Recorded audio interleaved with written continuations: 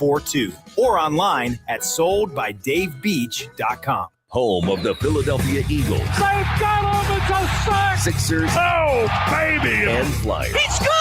97.3 ESPN. WENJ HD, Millville, Atlantic City. A Town Square media station serving all of South Jersey. The opinions expressed are not those of Town Square Media or station advertisers. Finally! This is Hanging with Hennig. I have friends everywhere. On 97.3 ESPN Radio, South Jersey. In New Jersey. Am I right? Yeah. Live feed on the 97.3 ESPN mobile app, powered by First Bank of Sea Isle City. It seems to run on some form of electricity. Well, you're not wrong. Streaming live on YouTube, Instagram, and the X platform. The internet is a communications tool used the world over where people can come together. Now, here's your host. He's not gone. That's the whole point. He's never gone. Josh Hennig. Hang with Hennig, broadcasting live from the 97.3 ESPN Studios. Yes, we are back in the studio today here on 97.3 ESPN. We got some Eagles news to get into off the top of the show. Lane Johnson speaks to the media for the first time this training camp. Plus, Phillies, it's been a roller coaster week. We'll get into it about the Phillies as well on the show. Plus, Andy McNamara. He's going to talk some fantasy football with us coming up on the show. Hanging with Hennig here on 97.3 ESPN. Plus, Mike Sando from The Athletic will join us, explain why Jalen Hurts is so low in the rankings by executives and coaches for the QB tiers. Also, of the Ivy Rehab injury report explaining hamstrings. Mekhi Lemon's got a hamstring injury. Andrew Painter has a hamstring issue. But they're very different diagnoses. What's going on there? With all that and more. Plus, we are going to welcome into as well Tyler Zulli from the Phillies Central podcast and the Run It Back Phillies podcast. He will be joining us coming up at 2:25. So we got a lot to get to, plus the text board at 609-403-0973. That is the text board to get in on the conversation as well. But off the top, we got to get to, and listen, I'm not trying to embellish this, okay? But I do think it is important to this. So for those who have not maybe been paying attention, maybe you've been at the beach, maybe you've been just, closely tracking the Phillies, right? Whatever's going on, maybe you didn't realize that Lane Johnson had not been at training camp for the first few days. Well, the last few days, I should say. Now, the reporting is that Lane Johnson was missing time for personal family reasons. Okay. Not that big a deal, right? It's not an injury related. So the idea is that, okay, maybe Lane he'll be back. He'll be good, right? That was at least a theory. Well, then today, he spoke to the media finally today. He reported back to camp yesterday. And then he drops this. And again, I'm not trying to embellish. I'm just saying this is big news, not just for this season, but for the future of the Philadelphia Eagles.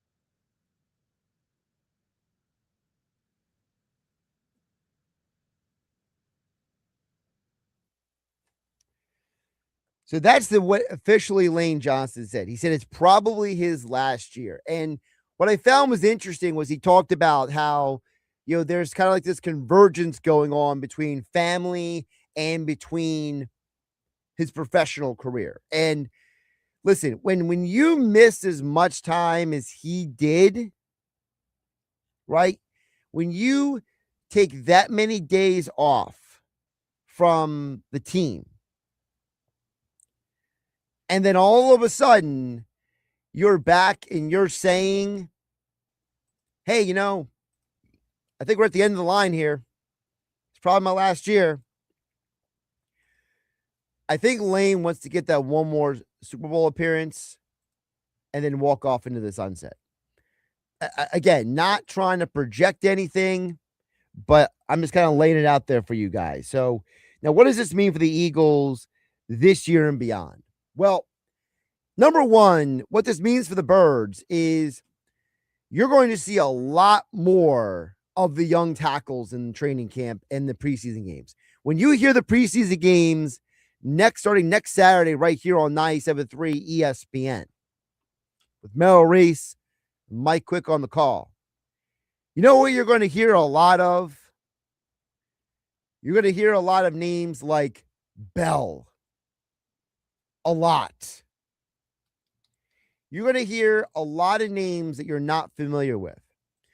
Because now the onus has been put on the Eagles coaching staff and the front office to find out, hey, we just drafted this guy, Markel Bell. Is he really the guy? Can he be the guy to replace Lane Johnson?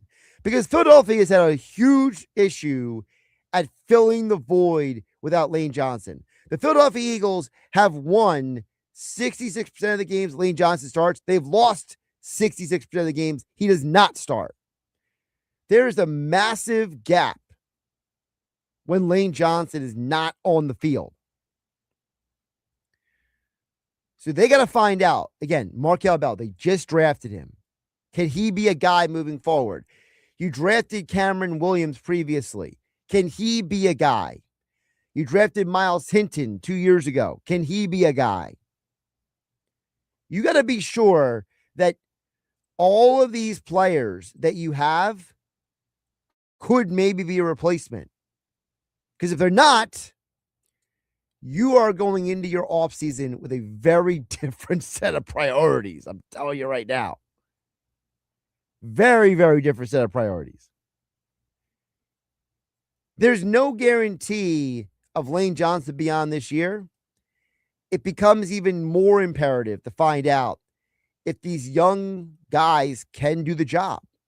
And if they can't, Jeffrey Lurie and Howard Roseman have to open up the bank account, the checkbook. They're going to have to write out some big checks to go out and get someone. Because one of the downsides of where you are right now, without a clear heir apparent to the position, it changes how the whole offensive line plays. Now, we've also heard Lane Johnson say in previous media interviews that the new system they're running offensively is actually easier for the offensive linemen because it keeps them on, it prevents them basically from being isolated against pass rushers as often.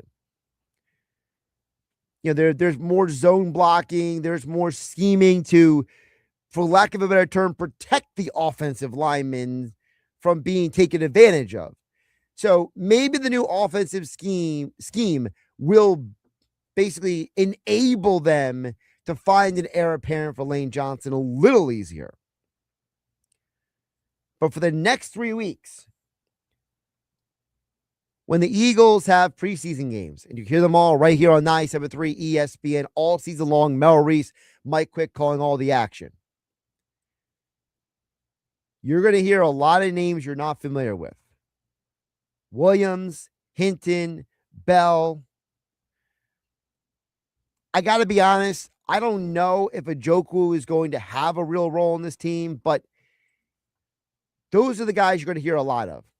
Because if Lane Johnson is really done,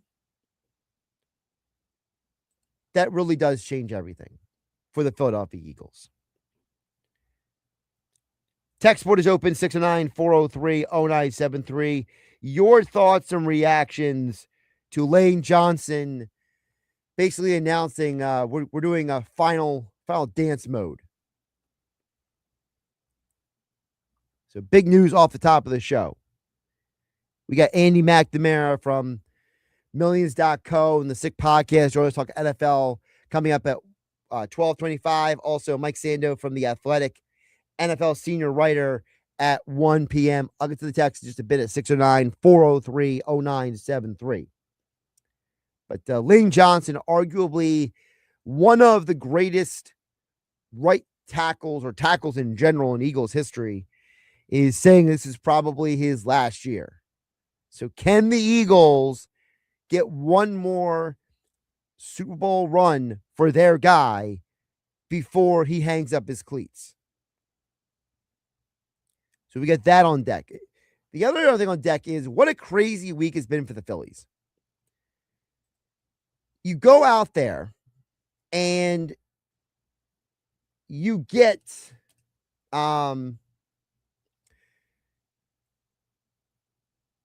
you go out there and you get a Luis Arias. And I totally understand that there is a view of this team, I will call it. And I'm really trying to be general in this projection for a reason. And you'll realize that in a moment. It's very obvious that this team had more flaws with their roster than they were able to fix the deadline. So, in their minds, they are trying to make lemonade out of lemons. We'll put it that way. So if you're trying to make lemonade out of lemons, I think it's fair to say that getting Luis Arias was probably the best way you could get it. But if I'm being completely honest with you guys, they did not do enough at the deadline. And you're seeing that over the last few days. And it really kind of manifested itself last night when you don't get the quality start you would expect from a Zach Wheeler. And I'm not buying too much into this idea that Wheeler is regressing. I just think that it's the middle of the season. Teams that are kind of like, catching up to what he's been doing. He has to adjust. Okay. That's how I look at it. I don't look at it as Wheeler's, coming back down to earth. Look, he's had 2 un-Wheeler-like starts in his last 3. Before those 3 games, he has mostly been lights out or at least giving you quality starts. To me, last night was more about, again, the biggest problem for this team in terms of consistency all season. Acquiring Luis Arias didn't fix your offensive approach, and it didn't fix your bullpen.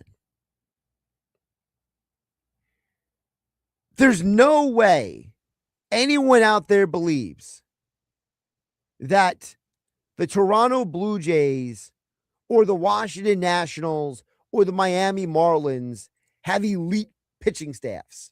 They don't. But yet we're supposed to think that, the Phillies, what a rough outing for them. I'm not buying that at all. I'm not buying this idea that these are some tough opponents, okay? You are right now 62-55. And you could argue a few of those losses were because, one, your bullpen imploded, And two,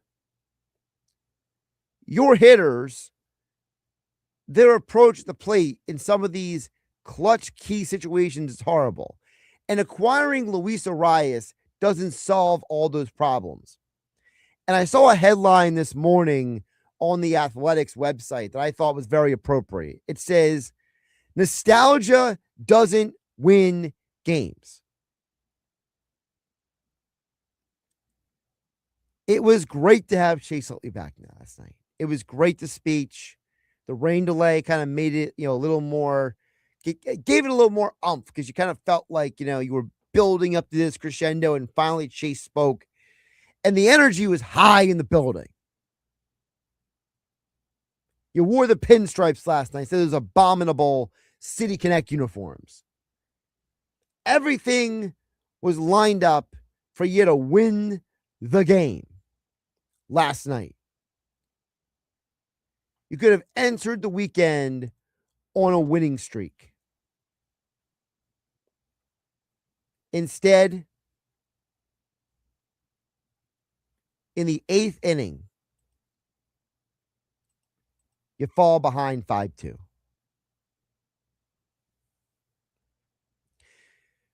I understand why they kept Wheeler out there. They're trying to protect the bullpen from overexposure. Wheeler was the sacrificial lamb last night, but he also only gave up 4 runs. If the Philadelphia Phillies, with Kyle Schwarber, Trey Turner, Bryce Harper, now Luis Arias as your top 4 hitters, if you cannot find a way to score 5 runs, what does that say about you? You have, as John Middleton once said, stupid money being spent, all tied up in basically 5 players. And when none of those 5 players can consistently deliver, when Tyler Rogers, of all people, is able to play a Houdini act with the bases loaded in the 9th inning.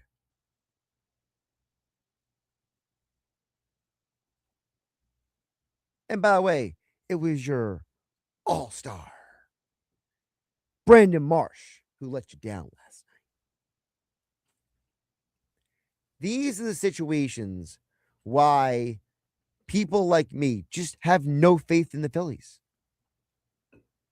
You had everything in front of you to win the game. You finally get into the Blue Jays bullpen. You get bases loaded. You should have been able to at least tie the game last night. But for whatever reason, and I genuinely mean for whatever reason, because I'm not going to act like I'm a hitting expert, okay? I'll leave it to people like Dave Gallagher when he comes on the Sports Bash with Mike Gill here on 97.3 ESPN every Wednesday. I don't actually know enough about hitting to comprehend why this team continues to have a bad plate approach. Because in my mind, now again, I don't play Major League Baseball, but in my thinking is, if something isn't working, don't you have to do, isn't the definition of insanity doing the same thing again and again and expecting a different result? Trey Turner goes 0 for 4 last night. Schwarber goes 1 for 4. Harper did his job. He had 2 hits last night. But then your prized acquisition, Luis Arias, goes 0 for 4 himself. So that means outside of Harper, 3 of your top 4 hitters went 1 for 12. Not that Alec Boehm, Brandon Marsh are any better. It's not that these guys below them are that much better, but it's the idea that it is insulting to every Philly sports fan's intelligence that Dave Dombrowski and his egotistical band in the front office thought that acquiring one hitter and two no-name relief pitchers was enough at the deadline. Text board is open. 694030973. Shaner on the Great Egg Harbor Bay chimes in. Josh, what is up with this Phillies team? 0 outs and guys on second and third. Top of the order. 3-2 ball game. We can't get a home run. This is why Schwarber should be hitting fourth. Doesn't need the most at bats. We want to make this acquisition maximize. How do we mess it up? Well, I'll tell you how you mess it up. And first of all, I'm not discounting anything you're saying, Shannon. But I will say, how do you mess it up? I'll tell you how you mess it up. You mess it up because you have people who are overthinking. And as the world's foremost expert on overthinking, I can tell you when I can tell people are overthinking, the Phillies have overthought this whole situation. And because the Phillies are so afraid to hurt Trey Turner's feelings and go to him and say, Trey, we're moving you down the lineup. Trey, you're not playing shortstop anymore, because they're so worried about that beta male's feelings. They are sacrificing the entire productivity of the team to protect him. And Shane, I don't know about you, but unless Trey Turner has blackmail on the entire organization, there should be no reason why you're protecting him. With the more text throughout the show, 609-403-0973 is text board. Phillies losing another game they should have won. Lane Johnson announces this is probably his final season. With all that more throughout the show, text board is open at 609-403-0973. Hanging with Hennig back to 973 ESPN Studios. But I can confirm we will be back at Boulevard Super Liquors Labor Day weekend. More details to come about our next prize giveaway. We've been doing some amazing prize giveaways this summer. We've given away a signed Jalen Hurts jersey, a signed Cooper DeJean jersey, a signed Devontae Smith helmet. You guys get to meet Hollis Thomas a couple weeks ago at Boulevard Super Liquors, and we're excited to be back there again because they're my go-to for everything you need. Listen, you got a summer party, a day at the beach. Maybe you got that favorite BYOB restaurant. You want to make sure you have something with you for that date night. You got to check out my friends over at Boulevard Super Liquors at the foot of the Ocean City 34th Street Bridge, just minutes off Parkway exit 25. Whether you are stocking up for a summer party, a day at the beach, or that golden hour dinner at your favorite BYOB restaurant, your one-stop shopping destination where I go for every occasion is Boulevard Super Liquors at the foot of the Ocean City 34th Street Bridge. Boulevard Super Liquors has the best selection of craft beer, whiskey, vodka, wines, and tequila in all of South Jersey. Plus, they are minutes from Garden State Parkway, exit 25, so you can easily stop into Boulevard Super Liquors on your travels all around South Jersey. Family owned and operated for 4 generations, Boulevard Super Liquors also has the largest temperature-controlled wine room in New Jersey, offering you the best selection of wines for your next dinner date or social outing. These are just some of the reasons why Boulevard Super Liquors is my go-to. On Roosevelt Boulevard, at the foot of the Ocean City 34th Street Bridge, the best selection of beer and spirits in South Jersey. Making your home look brand new is what Work of Art Construction can do for you. Ready to remodel your bathroom or have a kitchen makeover? Art Masker has 40 years of experience in construction and knows how to make your home look like a work of art. Want to install a new back deck or invest in a new front door? Just call Art Masker at 609-788-4271 to learn more. Visit Work of Art Construction on Instagram to see how Work of Art Construction can make your home look brand new. Beautify your home with Work of Art. Call him at 609-788-4271 and let them make your home truly a work of art. Indeed presents hires you can't afford to get wrong, like head administrator for a state-of-the-art surgical center. What can I do for you, Doc? We need to talk about the lights. Ah, the mood lighting, relaxing, right? Much better than those old hospital vibes. A hospital's supposed to have hospital vibes. You seem tense. Let's dim the lights a bit. This is the job for sponsored jobs. This is what happens when you don't sponsor your job on Indeed. Next time, get matched with quality candidates with Indeed sponsored jobs. Visit Indeed.com/hire now and sponsor your job today. Ventnor Social is Down Beach's go-to place for game days. No shower happy hours, beach nights, live music, great food, cold drinks, and being social. From cheering on Phillies baseball team and other sports action on their 20 big screen TVs, to enjoying a cold beverage on the roof deck, to playing an arcade game. Plus, game day food and wing specials, along with other delicious cuisine. Get social at Ventnor Social, Ventnor Avenue in Ventnor. Check out their Facebook page for the latest specials and events. When I hit my 50s, I felt like things were slowing down. This is Sandra's Metamucil story. I started taking Metamucil for digestion, but had no idea it would impact so much more. Not only did Metamucil help me feel more regular, but my heart health saw the benefits too. Metamucil. One simple routine, 4 health benefits. Digestive health starts here. Go to Metamucil.com for more details. For over 135 years, First Bank of Sea Isle City has proudly served Cape May County. With a commitment to maintaining a hometown feel, we provide secure, convenient deposit and loan products every day. We're more than just a bank. We're a trusted community partner, offering personalized banking solutions that make life easier for local families of all ages.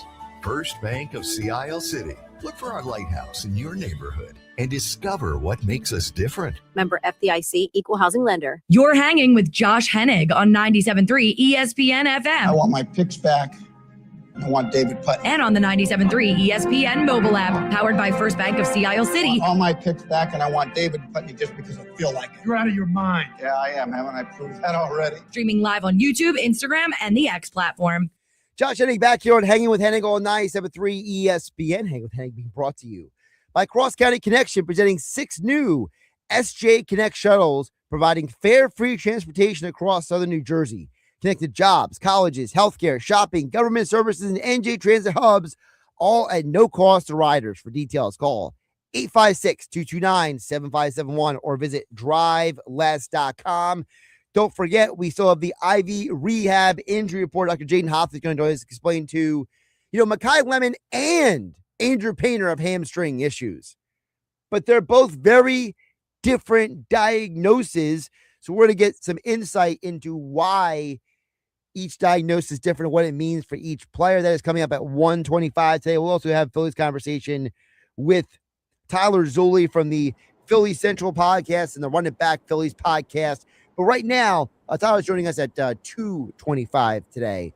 But right now, we're going to get back to the football conversation. Andy McNamara is joining us. Of course, you can check him out. He is the host of the Sick podcast, as well as all of his NFL analysis with Millions.co.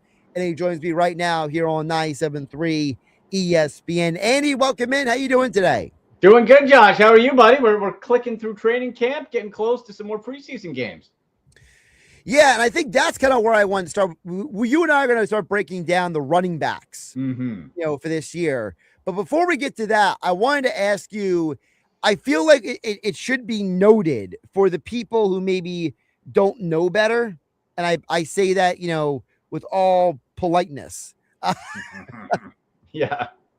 Carson Beck and Hayes King looked really good on Thursday night. Sure. Playing against you and me. Yeah. Okay.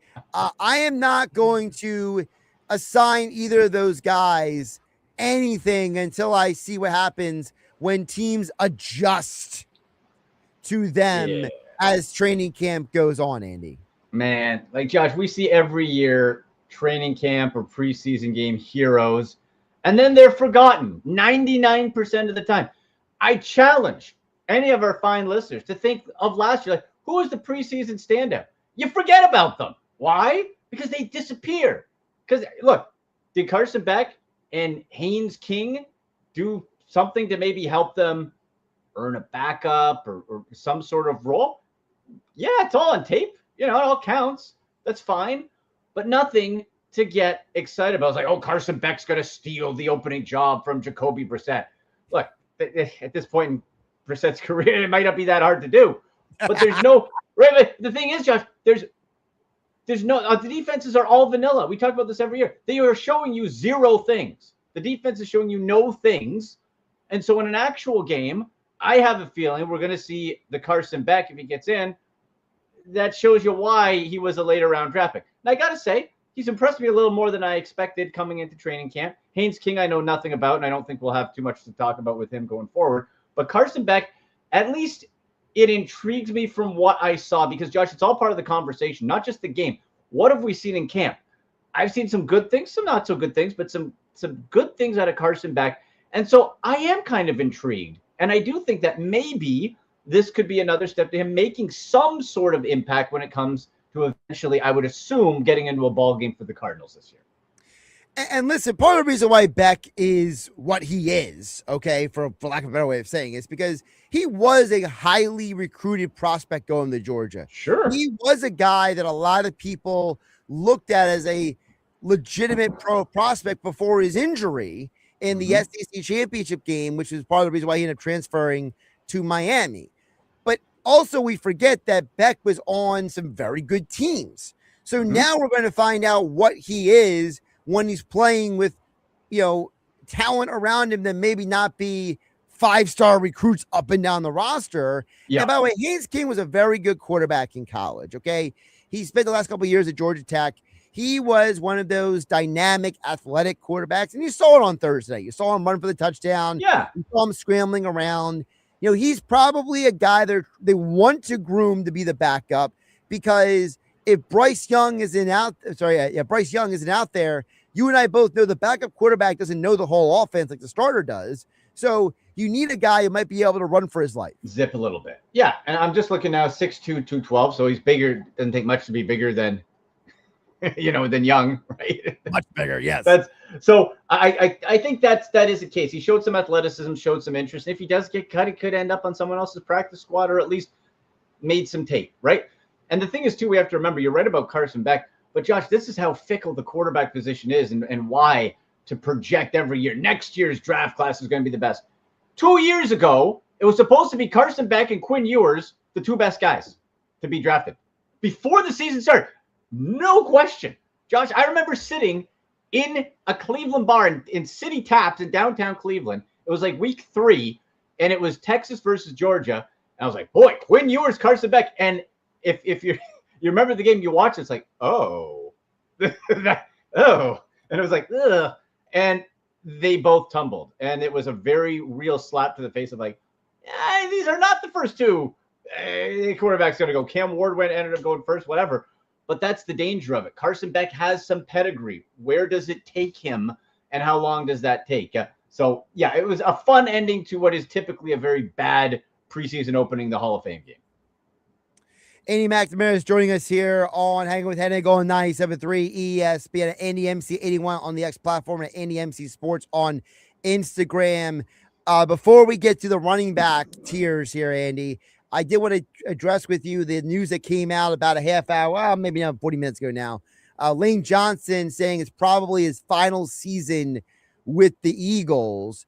So, for you looking at Philadelphia, like, is there a part of you that wonders, are these guys now going to maybe up the ante to try to play for their guy in his final, his last dance? Like, do you ever think, is that ever a thought in your mind when looking at teams to be like, when a guy announced something like that, to be like, these guys might, play a little harder for their guy?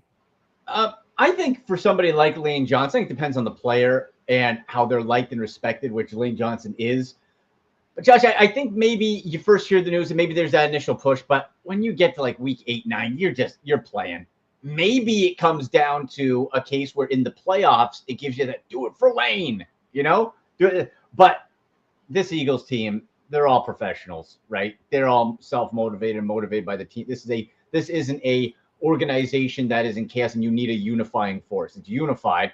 But again, maybe that's an X factor later on in the year and in the playoffs where do it for Lane. And it's that extra little oomph, who knows, right? So that's how I would say it. And part of the reason why I'm asking is because we are going to get to the running backs. And I think it's interesting that Saquon is now 2 years removed from a 2,000-yard rushing season. And you and I talked about last week how the Eagles are a value play in fantasy. But specifically, the running back position is interesting because we saw both Bijan Robinson and Jahmyr Gibbs get paid big time Sure. this week. And for most people, those are probably going to be two of the top 5 picks in most fantasy football drafts. Two of the top right? 3. So, but most people don't have a top 4 pick, right? Most people are not going to have the best pick in their draft. So where for you does Saquon line up in the hierarchy of running backs in fantasy football? I would say first two, like we knew after that epic 2,000-yard season that he was going to come back down. But if you look at total yardage, he was still close to 1,400, over 1,400 total yards with 9 touchdowns. Like you take that on your own, it's like that's really good still. Like that's you rush for over 11. Like that's a very good season. It's not number 1 fantasy good, but it's still really good. And so I'm looking half PPR. Saquon Barkley generally now is being drafted after he's considered in the second tier after James Cook, Ashton Gianti, Chase Brown, ahead of Devon Achane. If it's me, boy, man, I'm a little more bullish on Barkley. I think in this sort of revamped offense, that's kind of the unknown that people don't know what this Mannion offense is going to be. I saw it today. They said they're going to lean into the tush push as well. So, but I will also say Sean Mannion is a lot like Nick Sirianni. They both say a lot of nothing for 10 minutes. They just yap. Yeah. But Josh, if I'm looking at fantasy tiers, I personally would put Saquon Barkley ahead of Chase Brown and Ashton Gianti. So for me, he's my number 6. In most rankings, he's number 8.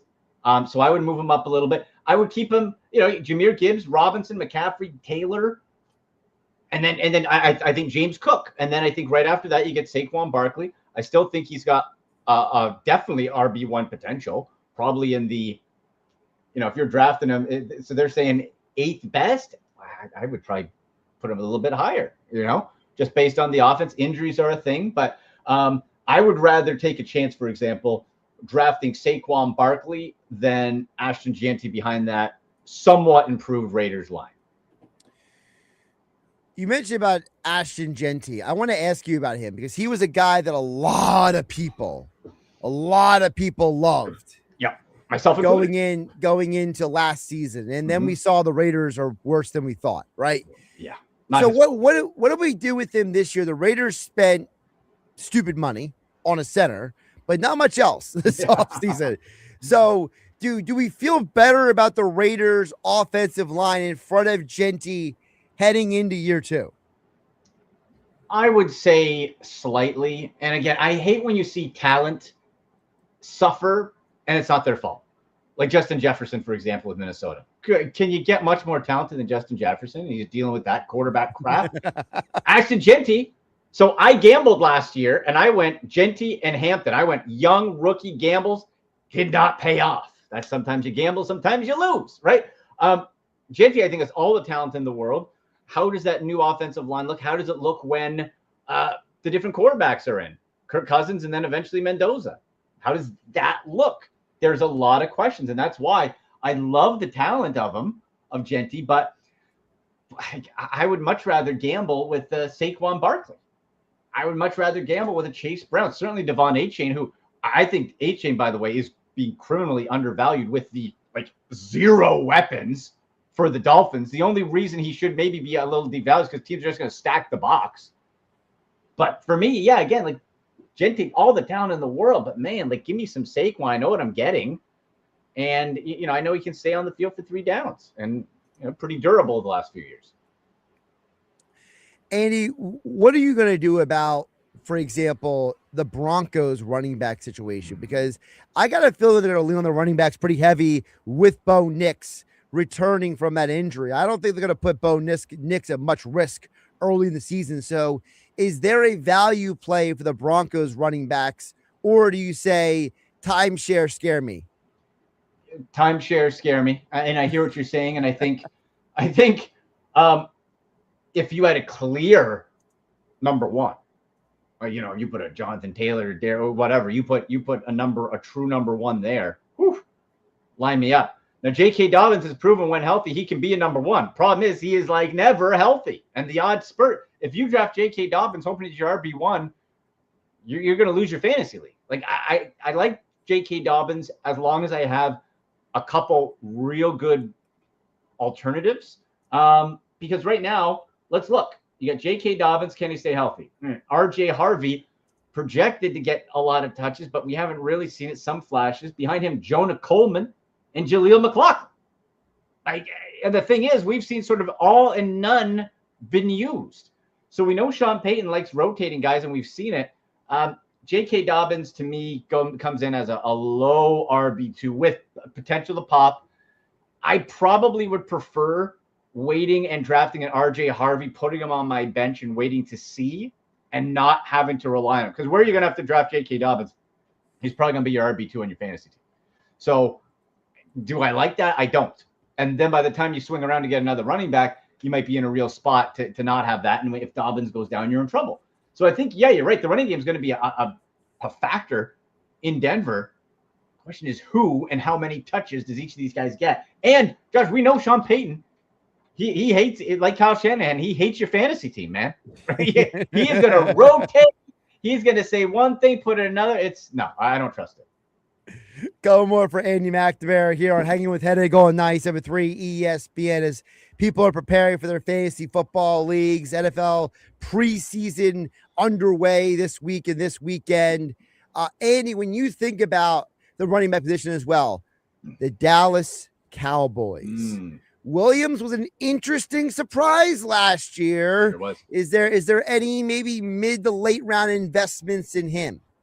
Absolutely. And I invested in Javonte Williams in one of my leagues last year where I got my RB1 and I waited. I was like, okay, and I kind of crunched. He could go a little bit. And he turned out the first half of the season to be sensational. Touched the goal line stuff, getting the touches, everything. And if you look at it, he might even have a better opportunity this year. Dak has stopped running, right?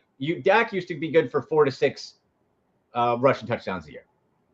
Not anymore. Look at the depth chart behind Javonte. There's nothing.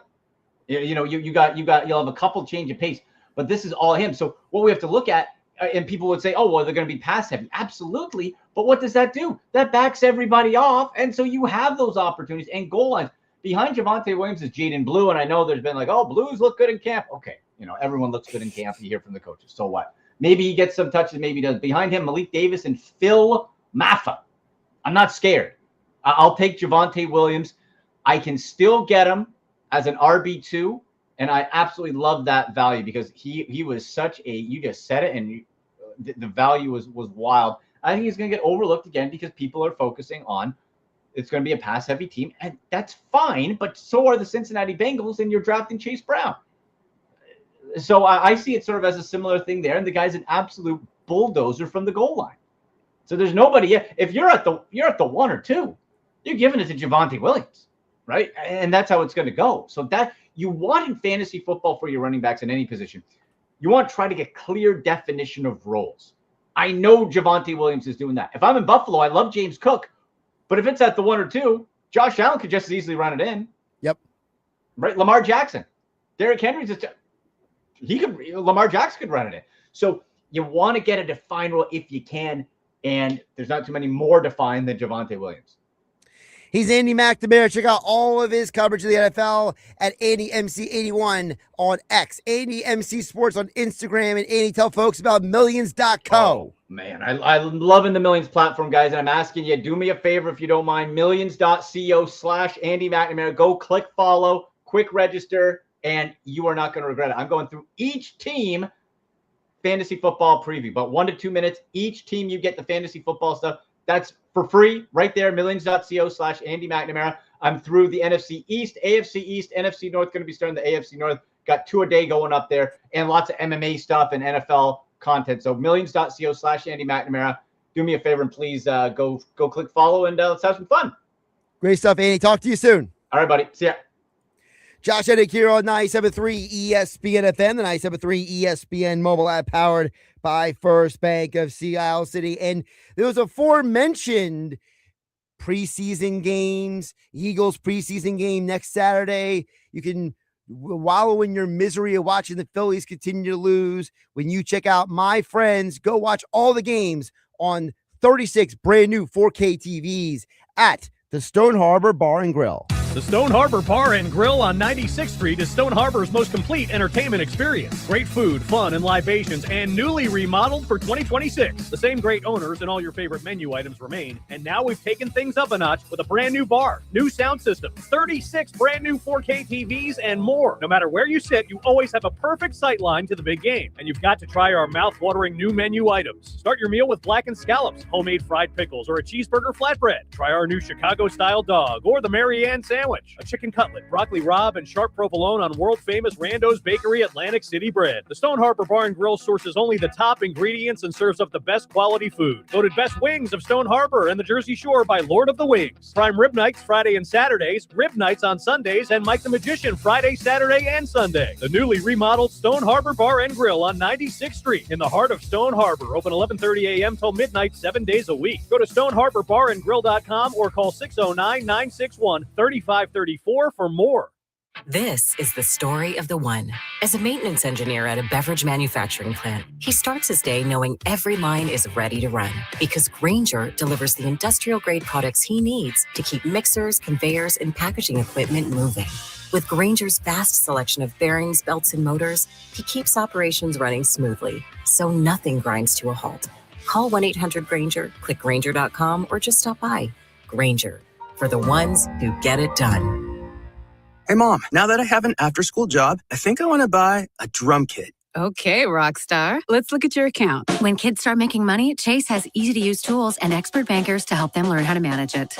And next month, I'll buy the bass drum and the cymbals. Oh, and maybe some noise-canceling headphones for you. Aw, you've thought of everything. Help kids save, budget, and build financial independence, all with Chase. That's good for kids and good for parents. Visit your local Chase branch and get started. Account subject to approval. JP Morgan Chase Bank, N.A. member FDIC. TLC Plumbing, Heating, and Cooling has been proudly serving South Jersey for over 20 years. Owner Matt Calloway was born and raised in Cape May County and has over 25 years of experience in the heating and cooling industry, as well as fireplaces, plumbing, and bathroom renovations. You can always count on a licensed and insured local contractor like TLC Plumbing, Heating, and Cooling to be there promptly and to fix your problem right the first time. If your home needs a little TLC, get TLC Plumbing, Heating, and Cooling today. Online at tlcphc.com. Hey, John, why so glum? I just got let go. The company's downsizing. This is the third time in the last 2 years. I'm done with this. Have you thought about My Computer Career? I've heard they can train you for a career in IT in just a few months, including cybersecurity and the basics of AI. And you don't need prior training or experience. Now that's a recession-resistant career. Wow, thanks. I'll check them out. Go to mycomputercareer.edu and take the free career evaluation. mycomputercareer.edu, an Elite CompTIA certification partner. Financial aid is available to those who qualify, including VA benefits. Hop in a John Deere Gator XUV for a day's work. Let's see what's on the to-do list. There goes the tree. And the fence. Not a problem, because you've got a cargo box filled with solutions, up to 4,000 pounds of towing capacity, and you're ready to roll. Power's out! Here we go again. The Gator XUV, built for every kind of workday. Learn more at johndeere.com/Gator XUV. Nothing runs like a deer. Thinking about buying or selling your home? Make your next move with confidence. Dave Beach with Real Broker delivers local expertise, personalized service, and a commitment to helping you achieve your real estate goals. Whether you're interested in upgrading your current home, downsizing, or investing, Dave Beach with Real Broker will be with you every step of the way. Always available and always reliable. Your new home is not out of reach. Call Dave Beach at 609-685-4942 or online at soldbydavebeach.com. This is a special alert to all Americans who own a vehicle with less than 200,000 miles with an auto warranty about to expire or with no warranty coverage at all. Due to a decline in the economy, CarShield is announcing a low-cost month-to-month vehicle protection plan that is now available to the public to save any driver out-of-pocket expenses on future auto repairs. Call now to find out how you can pay almost nothing for covered auto repairs. Yes, you heard that correctly. Pay almost nothing for covered auto repairs. An open phone line has been established for all drivers to call for a free quick quote. Call 800-923-6829 now. Drivers who are covered will not have to pay for covered repairs again. This protection plan is at an all-time low. Additionally, drivers who activate this vehicle protection today will also receive free roadside assistance, free towing, and car rental options at no additional cost. Call us for your free quick quote today. 800-923-6829. That's 800-923-6829. What do you have to lose? Call 800-923-6829. Again, 800-923-6829. Go for the fun times and the tan lines. Experience an Atlantic City you never knew. Go to Ocean. Go for the win. Must be 21 or older. Gambling problem? Call 1-800-GAMBLER. Hey, Mom, now that I have an after-school job, I think I want to buy a drum kit. Okay, rock star. Let's look at your account. When kids start making money, Chase has easy-to-use tools and expert bankers to help them learn how to manage it. And next month, I'll buy the bass drum and the cymbals. Oh, and maybe some noise-canceling headphones for you. Aw, you've thought of everything. Help kids save, budget, and build financial independence, all with Chase. That's good for kids and good for parents. Visit your local Chase branch and get started. Account subject to approval. JP Morgan Chase Bank and a member FDIC. Now back to Hanging with Hennig on 97.3 ESPN FM. I stood right there not too long ago, and I told the entire world, I said, call me what you want. Yeah. And on the 97.3 ESPN mobile app, powered by First Bank of Sea Isle City. And there's nothing you can do about it, and that's not an insult. That is just a fact of life. Yeah. Streaming live on YouTube and the X platform. Josh Hennig back here on Hanging with Hennig on 97.3 ESPN. Before we get back to text board at 609-403-0973, I do want to give a quick shout out and thanks again to everyone down in Sea Isle City for having me out there on the promenade. It was a great day down in Sea Isle City. Shout out to my guy, Nick from Zia Nicola Pizza, for facilitating everything. Also, thanks to Annie Ann's Pretzels, the Juice Pod, and Big Dipper Ice Cream, all up there on the Sea Isle Promenade deck. So if you're in Sea Isle or in the Sea Isle area this weekend, I ask you to go check out my friends up there between 42nd and 43rd Streets. Get yourself some pizza, get yourself some pretzels, get yourself some Juice Pod drinks, or maybe some ice cream from Big Dipper Ice Cream. They're the best, and I appreciate them all being a part of Hanging with Hennig, broadcasting live last Saturday from Sea Isle City. And, of course, the next remote, I know for sure we will be out and about. We'll be coming up on Labor Day weekend. We will be back at Boulevard Super Liquors. Myself and Mike Carlin, we will be out there. Stay tuned for more details about what the giveaways are going to be. We'll be doing some great giveaways this summer, all summer long. And we're always there. Thanks to my friends over at Boulevard Super Liquors, the best selection of beer, wine, tequila, vodka, everything you need at the Jersey Shore, just minutes off Garden State Parkway, exit 25 at the foot of the Ocean City 34th Street Bridge. Still to come. We also have the Ivy Rehab injury report with Dr. Jaden Hoth. He will join us coming up at 1:25 p.m. This has been a very interesting day. I wish I knew what happened to this boom for the microphone, but I'm just going to hold it for the rest of this segment and just do one hand and everything else. 609-403-0973 is the text board. I want to get some more texts before we wrap up the hour. Coming up in less than 10 minutes from now, the Athletic senior NFL writer Mike Sando will join us to talk about quarterback tiers. Why is Jalen Hurts ranked outside the top 10 by NFL executives and coaches? We'll get into that coming up in just a bit. Glenn and Absekin chimes in at 609-403-0973 on the White Horse RV text board. Glenn says Lane Johnson is 36 years old. The Eagles should have saw this coming. Not that you can't still be productive in your late 30s, but unless Johnson wants to roll the dice and go down the PED road again, he's not going to get quicker, faster, and stronger as he gets older. Mother Nature is undefeated. Glenn and Absekin. Well, Glenn, I will say this, and I'm not saying this to defend Lane, but the whole PED situation with Lane was always misconstrued and mischaracterized by certain people in the media who are very, very ignorant of supplementation. My past life working in the health and fitness industry, where I had 4 certifications in health and fitness, one of them being in supplementation. I can tell you that the one PED pop that he got, while it was his fault, he was not taking it to get quicker, faster, and stronger. He took it because he thought he was taking a supplement that was on the approved list.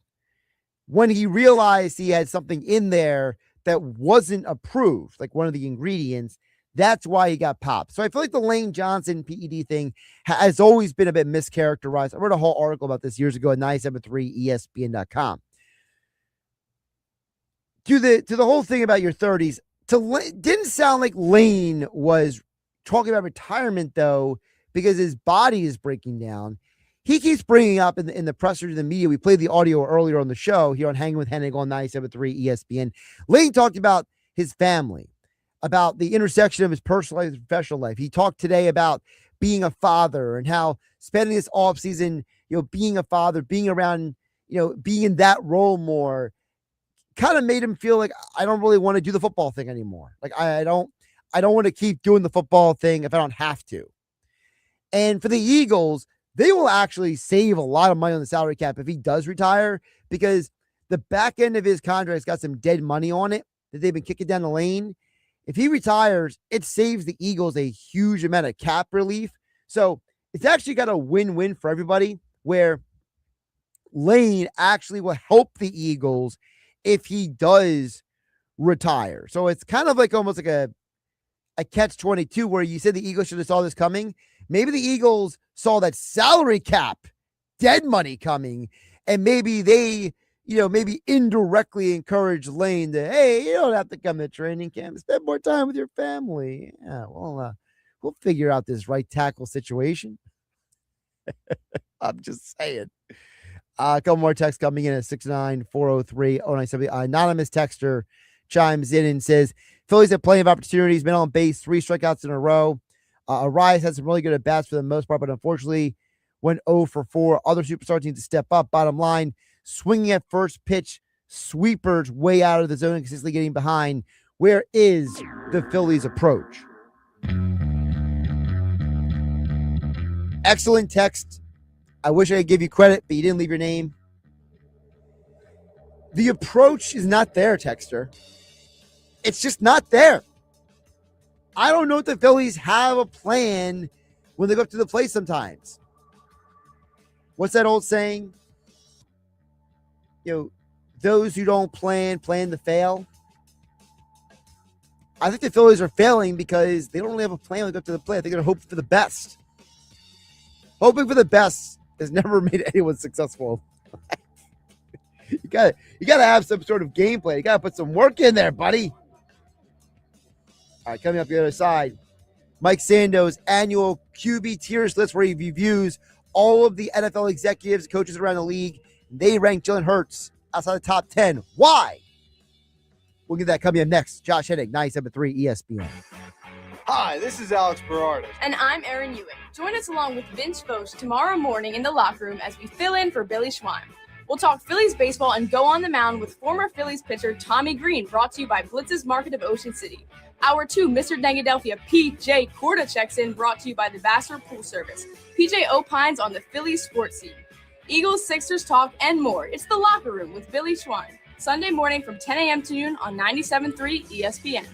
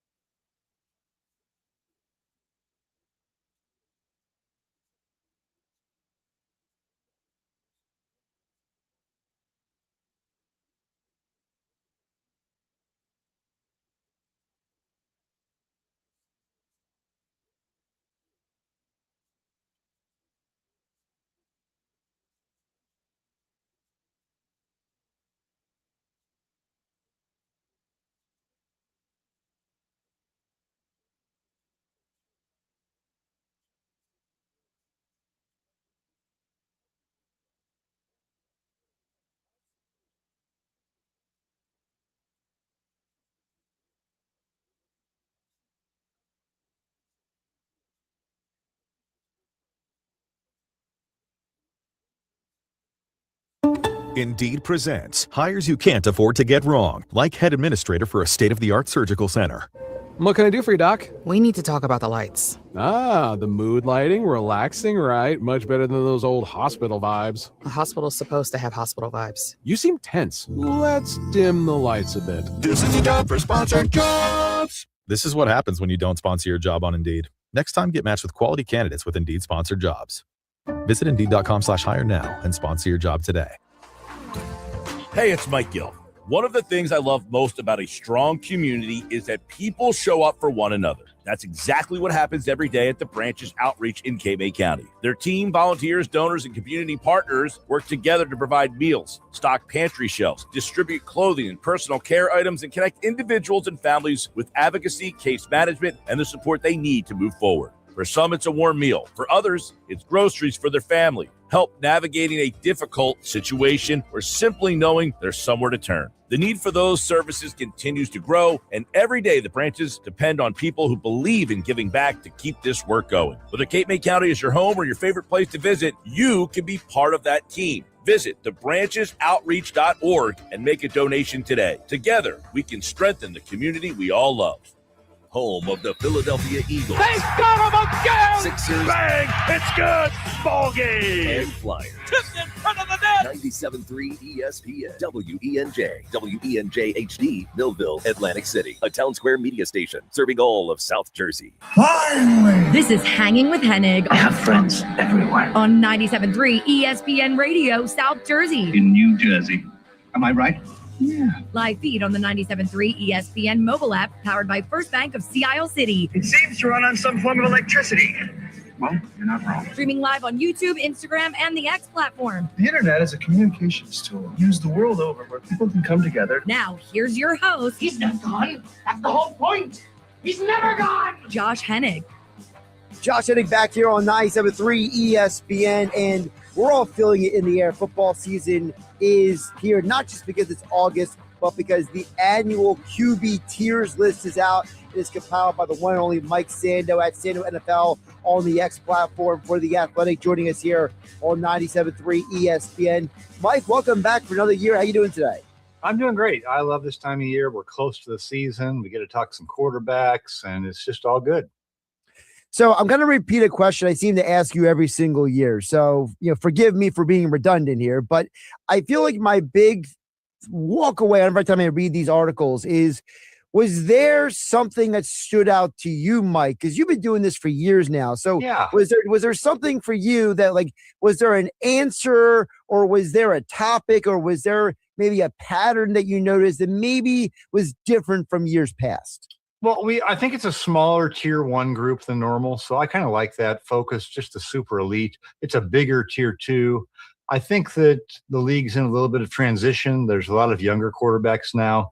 A lot of those older guys, the Matt Ryans of the world, right? There was a ton of those guys, even that guys like Alex Smith, obviously the big ones like Drew Brees, Tom Brady, they're out. And so there's a mix of some younger guys that we're waiting to see. I think having Drake May, Caleb Williams, and even Bo Nix, kind of make a move this year is good for the league, because they need to fill in, some of those spots from guys that were doing it for a long time, at least at a high enough level to be in the top couple tiers. So there's some fresh blood.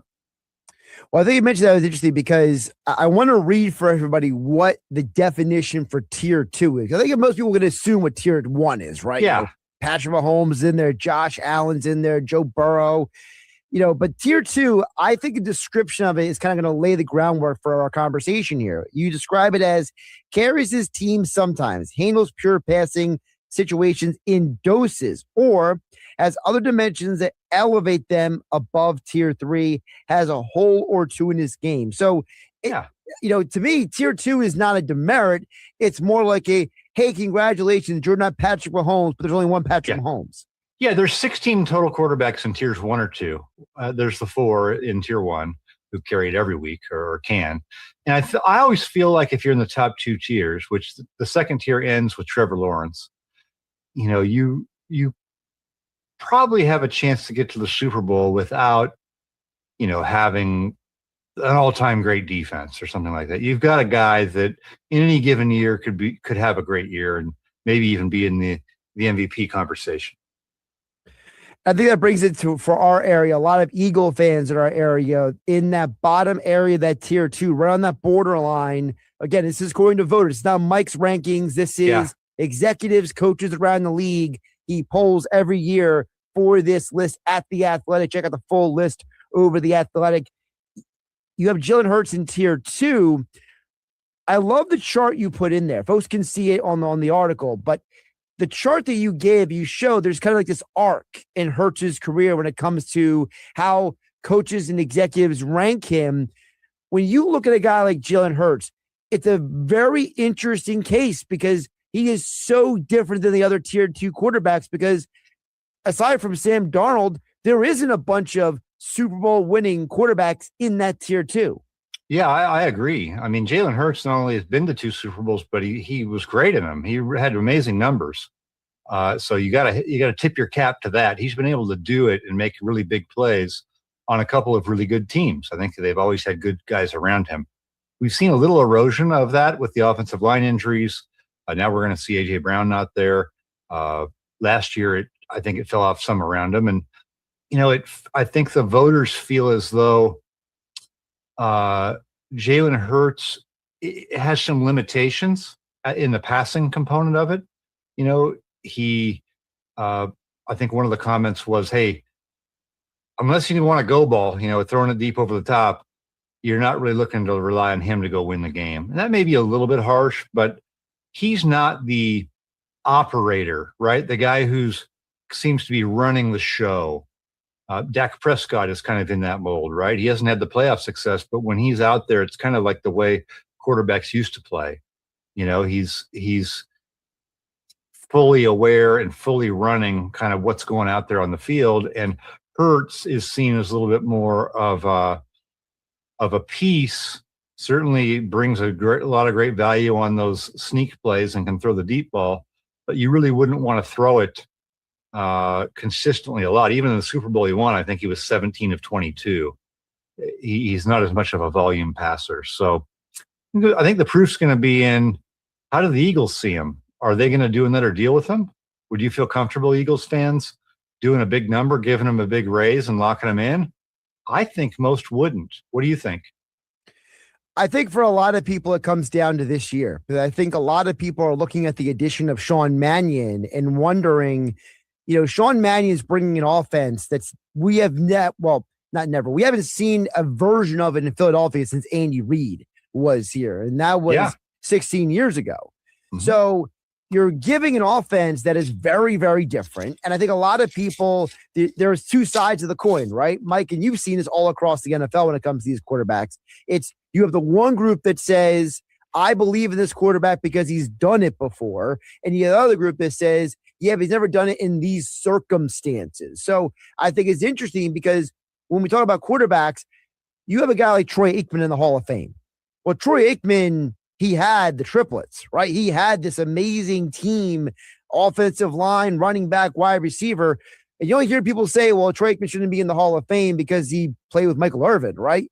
So it's this weird dichotomy where these people who criticize Hurts, it's like, well, Hurts had J.J. Brown, and that's why they had success. And it's like, but what I'll say, Aikman played in an era when you could have a great team, super teams.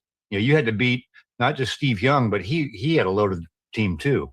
You had to not just beat Brett Favre, you had to beat Brett Favre on the team with Reggie White, and those types of guys. I think the Eagles have come closer than a lot of teams in today's salary cap controlled NFL to having a super great team. But I think that's a little unfair to an Aikman who beat a lot of those guys, and those guys had great teams. He had a great record against those guys, so he could do it when he had to.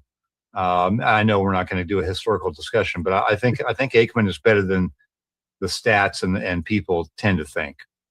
Well, you do have the Football 100 book over your shoulder there, which is a great historical reference point, which we've had you to come on and talk about before here on 97.3 ESPN. So for some more historical reference, you can go grab the Football 100 book or do what I do, which is get on Audible so I can listen to it while I drive to and from work. It's right there. That's what it looks like. Exactly. But back to Hurts. So I think the bigger thing is that I think the Sean Mannion coming here is going to make the biggest difference. And I think that it seems like based on what you've talked to people around the league, they kind of have a similar vibe, right? They're kind of looking at Mannion as the test case for who Hurts is or isn't. Yes. And how much is Mannion going to change what he would otherwise do for this quarterback and his skill set? Because that's kind of the job of coaching as well, right? Not just come in and we have our system, sorry, but no, this is who we have on our team. I think he's got to do some tailoring for Hurts. The question is just, is Hurts going to have some stability at that spot? They're changing it all the time. You mentioned about Dak Prescott, another guy in the NFC East. He's a little bit higher in the tier 2 rankings. And I want to know from you, because you've been doing this tier rankings for a while, what do you think Dak Prescott is his career at this point? Because he's put up some amazing regular season numbers, but as you said, he doesn't have the postseason success that Jalen has. So it's this interesting, opposite end of the spectrum. One guy's got the quote unquote Hall of Fame stats. The other guy's got the championship. No doubt. And so you always have to figure out how much of that is, to blame of the quarterback. I think Dak's definitely had some rough games in the postseason, so he's responsible for that. I think more broadly as an organization, after basically the Jimmy Johnson era in Dallas, when Jerry Jones left no doubt about who was in control and it was going to be Jerry Jones, as that team fell apart, no quarterbacks there have won a Super Bowl or even got there, and they've barely won any playoff games. So you have to sort of look and say, well, is that Tony Romo? Is that Dak Prescott? It is, but it's also the common denominator of the owner. And Dak has played well at a high level across multiple head coaches, multiple offensive coordinators, and really is coming off of one of his best years last season, played a whole season healthy. I think he's still going to have the playoff part be in the first paragraph of his retirement. At this point, he's got to do more in the playoffs to really enhance his legacy and be. I don't think he's going to be a Hall of Famer, but to be seen in, as somebody who was on a high enough level to differentiate when it matters most. One of the questions that we have debated here on 97.3 ESPN, Mike Sando from The Athletic joining us here. His full list of the QB tiers is out right now on The Athletic. If you're not subscribed, make sure you get that subscription so you get all of their great NFL coverage year round. Mike, one of the debates we have around here is if you put a Dak Prescott on a team like the Eagles, right? If you put him on a different team, what do you think Dak would look like on a different team? Maybe an organization that is not run or operated or having the lack of success like the Cowboys? I think you could win a Super Bowl with Dak Prescott. I do. I think there are, the Cowboys do a good job with a lot of their personnel. I think that it's harder to coach that team and have accountability on that team when everyone knows the buck stops with the owner. And the buck stops with the owner for every team, but the owner usually isn't out front, kind of undermining the coach, in my opinion. Even going back to Bill Parcells, who's a great coach, a Hall of Fame coach, had a hard time getting over the hump there and left. So, that's pretty much my thoughts on it. The other quarterback in tier 2 from the NFC East is Jaden Daniels. And this one fascinates me because this is a guy who literally, and you mentioned it in the article, he basically is going on for 1 year. Basically, it was the 1 year, his rookie year. Last year, he was injured. And so now he's coming into year 3, and I think the term that someone said to you is he has to reprove it, right? Yeah. Yeah, I think he was he didn't just flash as a rookie, but he led a team that hadn't done anything for decades to the championship game. So that's why he went after only 1 year in the survey, second year in the league, to number 6. That's unusual. That's unprecedented in your second year to go that high. So now it's a little bit of last year he's 2-5 when he started. It didn't look as good. Now the injury concerns, which he answered in his first year, are there again. So it's a little bit of a step back, I think, a little bit of tap the brakes, but people are still very high on Jaden Daniels and know that he can do it. And unlike some of the guys who have made a lot of their production with their legs, he's a really good passer too. So I think it's still the arrow pointing up for him with just a little bit of a check mark by it because he's got to show that he can stay in there and be healthy. The other guy in the NFC East who needs to stay healthy for us to get a better determination is the 4th NFC East quarterback, to being Jackson Dart. He is in your tier 3 of the quarterback tier rankings. And to me, I look at him as a guy, and I've come in all offseason, Mike, and I've been saying I think the Giants are a fascinating team. I wouldn't be surprised if they make a playoff push with John Harbaugh. And I think the key to that is Dart, right? Him staying healthy to be able to be that playmaker that everyone thinks he can be. Yeah, exactly. His style of play is the problem. He is way too aggressive and almost inviting the hits. And that's just there's no quarterbacks that do that and last for the long term. He's already had multiple concussions, which, can end your career if you have enough of them. Tua Tagovailoa has been in that world, and why take an unnecessary hit? You can't play the quarterback position like that. So I have some worries about him, and so do others. When you look at the NFC East quarterbacks as a whole, how do you feel about the state of the quarterbacks in the division? Because as you mentioned earlier, a guy like Matthew Stafford, he's closer to the end of the career than the beginning, right? Dak Prescott, he's not old, but he's not young anymore. So it's kind of an interesting range of quarterbacks in the NFC East. It is. I think Dak can do it for a while longer. I think he'll have stability the next few years. I think Jaden Daniels is going to be there and be a good player. I think the other two are going to be interesting 2-3 years from now. Are they still the quarterbacks for their teams? And I know that's harsh on Dart.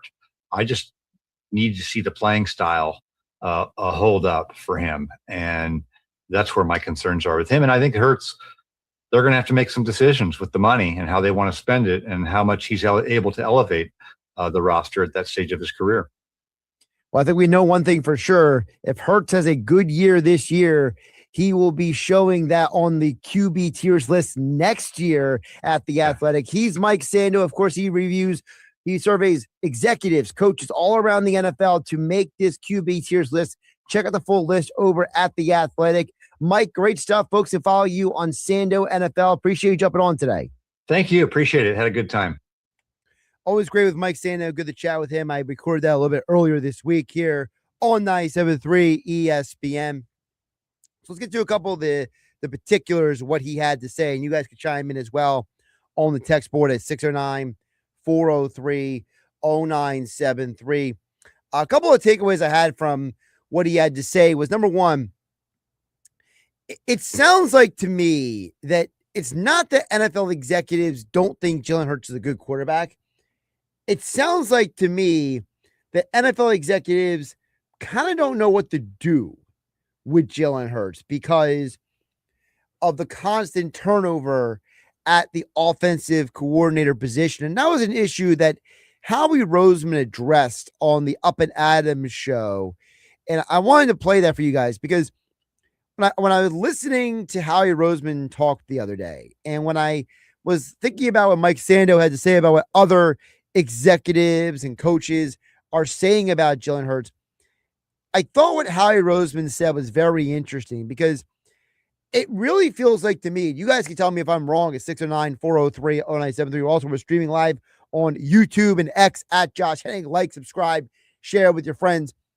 It feels like Howie and the Eagles, that they are grading Jalen Hurts on a very different set of criteria than what the rest of the NFL is looking at him as. And obviously, he's been thrown a lot of different offense coordinators at him, and he hasn't blinked, and I think that's what's impressive. And we talked about what it means to be an Eagle, overcome adversity. I mean, the guy continually overcomes adversity. He constantly has doubters, constantly has to reprove himself every year, and never complains about it. He just puts his head down and goes to work. And, I think that's a great example for what we're looking for everyone in this building. So for the Eagles, it's not about necessarily how far he could throw the ball or, his completion percentage or his QBR number.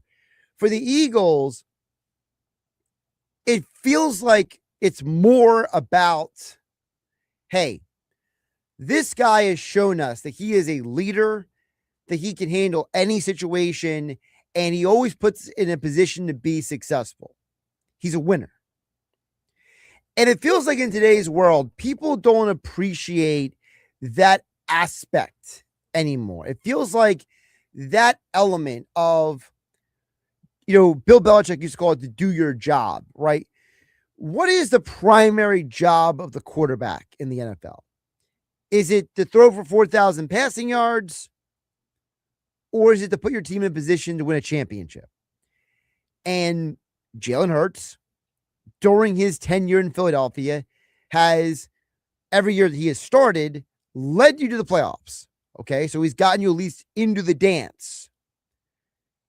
And in those years that he has led you to the postseason, he has been the quarterback at the helm when you were in the Super Bowl. So it sounds like to me that Jalen Hurts, for the Eagles' criteria, is doing their job. But the rest of the NFL seems to look at him as a quarterback that has flaws, which, by the way, he does have flaws. I am not ignoring that at all.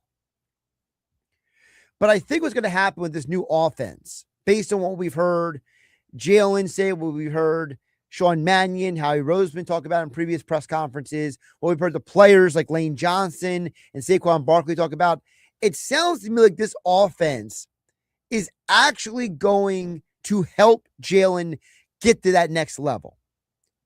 Because this offense is going to draw on the West Coast system, but it's also going to lean into what Jalen does well. And what Jalen does well is when he doesn't hold the ball, he makes good decisions. The longer Jalen has to hold the ball and wait for a play to develop, that's when the overthinking happens. That's when the steam starts generating from his head and he doesn't know, where do I go with the ball? What do I do here? Maybe not literally doesn't say that, but again, I've seen him enough where I feel like he looks like a guy who is over processing information at times. And I think his offense in some ways is going to simplify that for Jalen. Josh Hennig hanging out with you on 97.3 ESPN FM, the 97.3 ESPN mobile app powered by First Bank. See how, and whether you want to watch the Eagles games throughout the season, watch the Phillies run for the postseason, or whatever your favorite college football team is, you want to check it out on 36 brand new 4K TVs. Those are at the Stone Harbor Bar and Grill, one of my favorite spots, seasonal spots at the Jersey Shore. The best wings on the 7 Mile Island, incredible food, so many craft beers on tap. The best food and drink with the TVs combination is at the Stone Harbor Bar and Grill on 96th Street. The Stone Harbor Bar and Grill on 96th Street is Stone Harbor's most complete entertainment experience. Great food, fun, and libations, and newly remodeled for 2026. The same great owners and all your favorite menu items remain, and now we've taken things up a notch with a brand new bar, new sound system, 36 brand new 4K TVs, and more. No matter where you sit, you always have a perfect sight line to the big game, and you've got to try our mouth-watering new menu items. Start your meal with blackened scallops, homemade fried pickles, or a cheeseburger flatbread. Try our new Chicago-style dog, or the Mary Ann sandwich, a chicken cutlet, broccoli rabe, and sharp provolone on world-famous Rando's Bakery Atlantic City bread. The Stone Harbor Bar and Grill sources only the top ingredients and serves up the best quality food. Voted best wings of Stone Harbor and the Jersey Shore by Lord of the Wings. Prime rib nights Friday and Saturdays, rib nights on Sundays, and Mike the Magician Friday, Saturday, and Sunday. The newly remodeled Stone Harbor Bar and Grill on 96th Street in the heart of Stone Harbor. Open 11:30 a.m. till midnight, 7 days a week. Go to stoneharborbarandgrill.com or call 609-961-3534 for more. TLC Plumbing, Heating, and Cooling has been proudly serving South Jersey for over 20 years. Owner Matt Calloway was born and raised in Cape May County and has over 25 years of experience in the heating and cooling industry, as well as fireplaces, plumbing, and bathroom renovations. You can always count on a licensed and insured local contractor like TLC Plumbing, Heating, and Cooling to be there promptly and to fix your problem right the first time. If your home needs a little TLC, get TLC Plumbing, Heating, and Cooling today. Online at tlcphc.com. Straight Talk Wireless presents Pickup Truck Wisdom. If you're only good to your new friends, you're not going to have any old ones. Straight Talk gets it. That's why new and existing customers get free 5G phones on Verizon's 5G network. Pretty simple, really. You keep good people by being good people. Find us at straighttalk.com and Walmart. Straight Talk Wireless. Straightforward. Always. Taxes and fees apply. Plan purchase required for free phone offers. Copyright 2026 Verizon.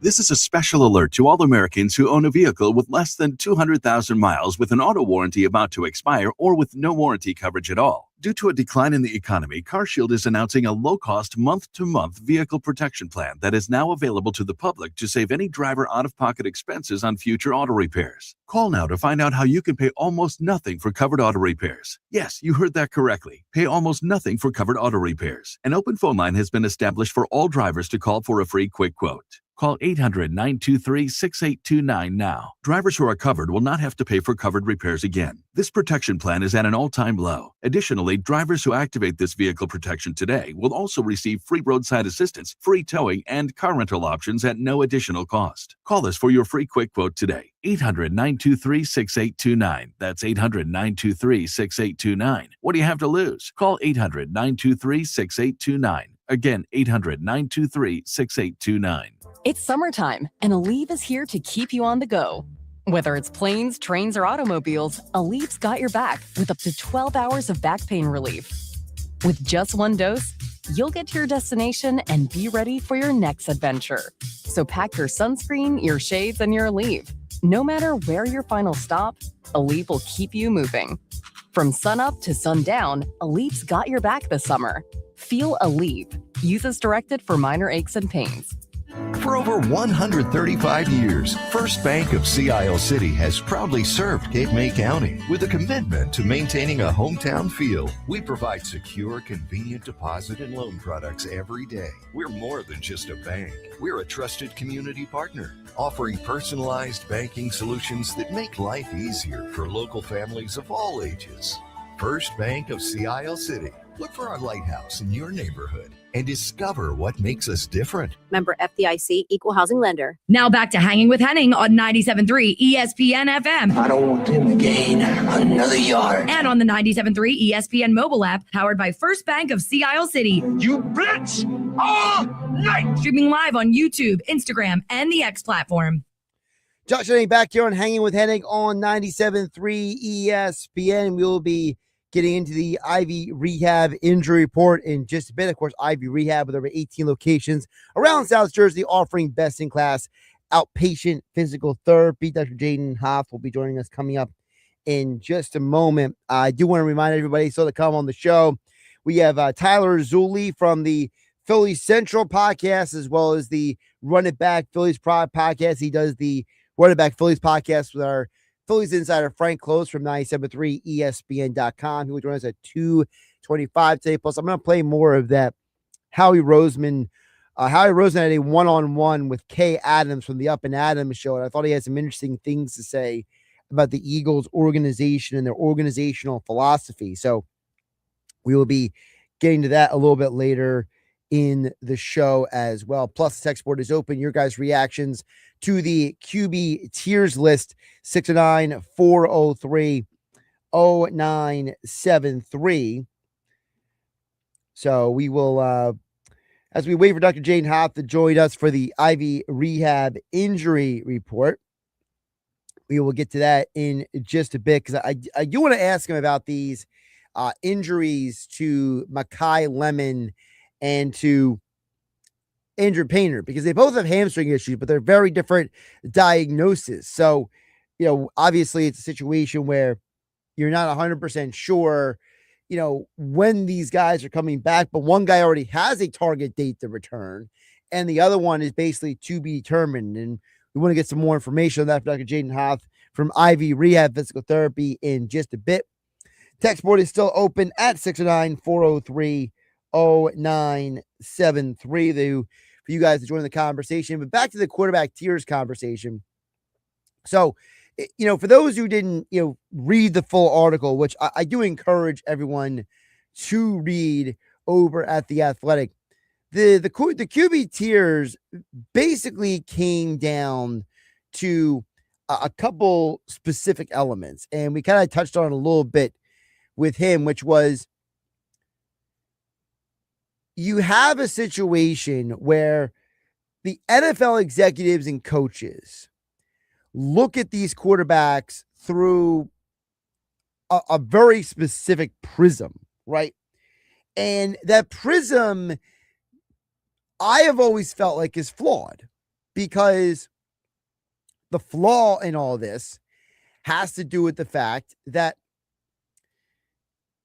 and again, I am not trying to say that the people who vote on these lists, right, these coaches and executives, I'm not trying to say that they're stupid, okay? That is not my intention. But I do think that there's a reason why Howie Roseman has built 3 different rosters that have reached the Super Bowl in the last 10 years. And most of these executives have not done that. And I think that is because of the fact that I think that the Eagles are just much better at evaluating what's important about a quarterback than some of these other teams. All right, let's get into the Ivy Rehab injury report with over 18 locations around South Jersey offering best-in-class outpatient physical therapy. Dr. Jaden Hoth joins us right now on 97.3 ESPN. Dr. Jaden, how you doing today? Hey, Josh, doing well. I had some issues with the computer, so just got it with the phone here. Hope that the audio is okay. You sound loud and clear to me, so we are good Perfect. to go here. Great. We have a bit of a different conversation today because we have 2 different athletes in Philadelphia sports who have similar injuries.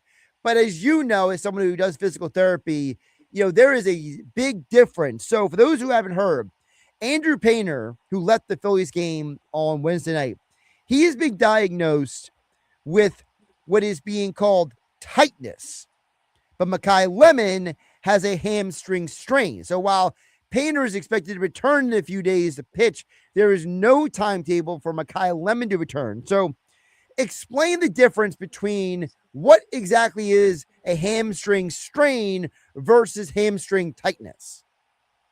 Sure. And tightness is obviously a vague statement that we get there from the MRI. So without seeing the MRI and seeing exactly what they've seen there, I have to speculate that they're seeing some development of what we would call like tendinopathy or tendonitis that's occurring, perhaps in the tendon and somewhat in the muscle as well. So it could show up on an MRI that we're seeing like a pattern of micro tearing and healing in that hamstring with Painter that's causing him to give that diagnosis of tightness. So while everything is intact, the muscle is intact, you can see that there's been a history of micro tears in the past that's causing it to be tighter and to not move as well during regular movements. So that's the difference where I would say with the diagnosis of tightness compared to an actual strain is tightness, the hamstring is intact, the muscle fibers are there, but you can see that there's been a history and pattern of micro tearing and healing that's caused some scar tissue formation that's caused the muscle to not obviously still not be in a 100% normal state. So now for someone who has been diagnosed with tightness, you have an athlete like Andrew Painter. He's doing a repeated motion again and again. He's not doing a variety of different things, not running around like a wide receiver would. So can that injury impact his repeated motion? Sure, and then kind of like we were talking about, right, with that tightness diagnosis, it basically is showing in the MRI that he's had this consistent repetitive pattern in the same motion that has started to wear on that hamstring, causing that tightness, causing it to be more prone to potential tearing or injury as he keeps going as he is. I'm sure, with his physios and the PTs and trainers that they're working on that with him as much as they can. So when it comes to having that tightness, he's consistently doing the same motion over and over, landing on that leg, and the hamstring gets that a lot of load that it has to endure time and time again with a lot of load and power that's being stressed to it. They're trying to train that specifically with the rehab, and they're trying to help his body heal and recover as much as it can in between all of the reps that it's taking. But essentially, we've kind of got a case of it's starting to just be, I like to say in the clinic, overworked and underpaid. So we've got to figure the balance out as how can we pay that muscle and those tendons more or work it less? You've got to restore the balance there. So in one of those ways. So, Painter is right now scheduled to start this upcoming Monday. So he's got a few days until he's back on the mound. So if you were his doctor, his physical therapist, what are you watching for from him to make sure that, because he might say, I'm fine, I'm good, but is there anything maybe when he does take the mound on Monday that you would be watching for closely? Sure. I mean, even before you're even talking about getting on the mound, going through a number of tests and assessments to make sure that hamstring isn't showing any signs of clear weakness or pain. You're going in and you're palpating along the muscle as well, seeing if you find any areas that you can feel tightness or that are triggering pain, any trigger points in the area. So first and foremost, just assessing him on the clinic table and making sure that he's passing all of those assessments fine. And then, yeah, when he's on the mound and playing, you're looking for as you know, any drops in performance could be indicative of where the muscle is starting to not behave as well. So drops in performance, athletes can be pretty good at hiding the pain sometimes because they don't want to come out. So that's also with them. They're having discussions on, what we're looking at here and helping the athlete understand as well. Sometimes a short timeout is better than pushing through pain and then having to have a long timeout. Most of these guys start to understand that, but depending on the game and the importance of those personal factors, it can affect an athlete's decision as well, right? So, but on the mound, you're looking for yeah, compensating in any way? Is he doing less on the landing through when his follow through, all of those things? But those should be all discussions that are had well beforehand, so it's not an in-game decision at the moment. It's already there's a plan in place. Like, okay, we start to feel this, or even in the warm-ups, we start to feel this. Then there's already a plan in place of what are the actions. We're talking to Dr. Jaden Hoth, of course, Ivy Rehab Physical Therapy Centers, over 18 locations around South Jersey, offering best-in-class outpatient physical therapy. I can say that because they were my physical therapist. That's why we recommend them here on 97.3 ESPN. So now we have a better understanding what Painter's going through. Let's flip it over to Makai Lemon. And I wanted to start with this. There's a lot of people who are not medical experts. They're not physical therapists. They're not, any doctors. But it's always been suggested that certain athletes are more susceptible to certain injuries than others. Do you think that is true? Is that theory valid? Yeah, you're asking like from the perspective of their body composition, what their appearance, their size, perhaps. Yep. I mean, anyone can see if there's a athlete that has the tendency. We can all see like, oh, they were injured last year and then they're injured here this again. We can all have that pattern recognition. And you can say, oh, if they're getting injured each year, then yeah, they might be more prone. But from a strictly body composition state, I mean, every person is different, and just what you see on the outside doesn't necessarily dictate what's going on the inside. I would say in the case of football, where there's a lot of you've got a lot of impacts and player versus player, that can maybe help you determine a little bit, right? So in the case of Lemon, he's playing and he's having to tolerate forces being put on him from other players, right? Now, if he's just he's a track runner and he's just running and it's just his own loads that he's having to bear each time, I think, harder to make that determination. But when we see a smaller individual and he's going up and he's having to bear loads from other larger individuals, tackling and pulling on him, it could make you question, their resistance to those loads time after time if they're a smaller athlete. But I think each individual is different. I think to just say they're small, they're going to be more prone to injury, just based on how the athlete's looking. I think that would probably be a fallacy. Obviously, though, I mean, physics are physics, and you see a smaller player and they're being consistently hit and pulled on by larger, more powerful forces on the players. Yeah, the physics, and we can all tell that would be a mismatch there. But I don't know if that answers the question. I'd say, well, depending but yeah. It leads us to the next question, because Makai Lemon had no injury history in college. He started 32 or 33 straight games for the exact number. But still, when you start that many games in a row in college and you have no injury, right? And now you get to the NFL and you have this hamstring strain when practicing, people want to know, what could this be? What could be the reason why a guy who doesn't have an injury history would all of a sudden show up in the NFL training camp and then have a hamstring strain? Sure. And, as these athletes go, I mean, he's now gone from college to pro. I'm sure the level is higher. The demands on his body have taken a jump up. And sometimes when you get that sharp climb from one level to another, and the body hasn't had enough time to adjust to that can be enough to tip the scales when we see a hamstring strain or any kind of muscle strain occur. So that could be kind of an explanation of it. And also sometimes, as you're training, you sometimes just get the balance off and a hamstring strain occurs, right? So just having the one hamstring strain doesn't mean that one is going to be prone to those injuries. Obviously, the rehab is very important after a hamstring strain occurs. The research and science tells us that the power and the capability of that hamstring is diminished, even with very, very good rehab. I mean, that's the goal of the rehab, is get that hamstring as powerful as it was before. But the science research shows that after a strain, it's hard to get back to that 100% of where it was, that same power and strength in that hamstring, which is why these injuries can be reoccurring.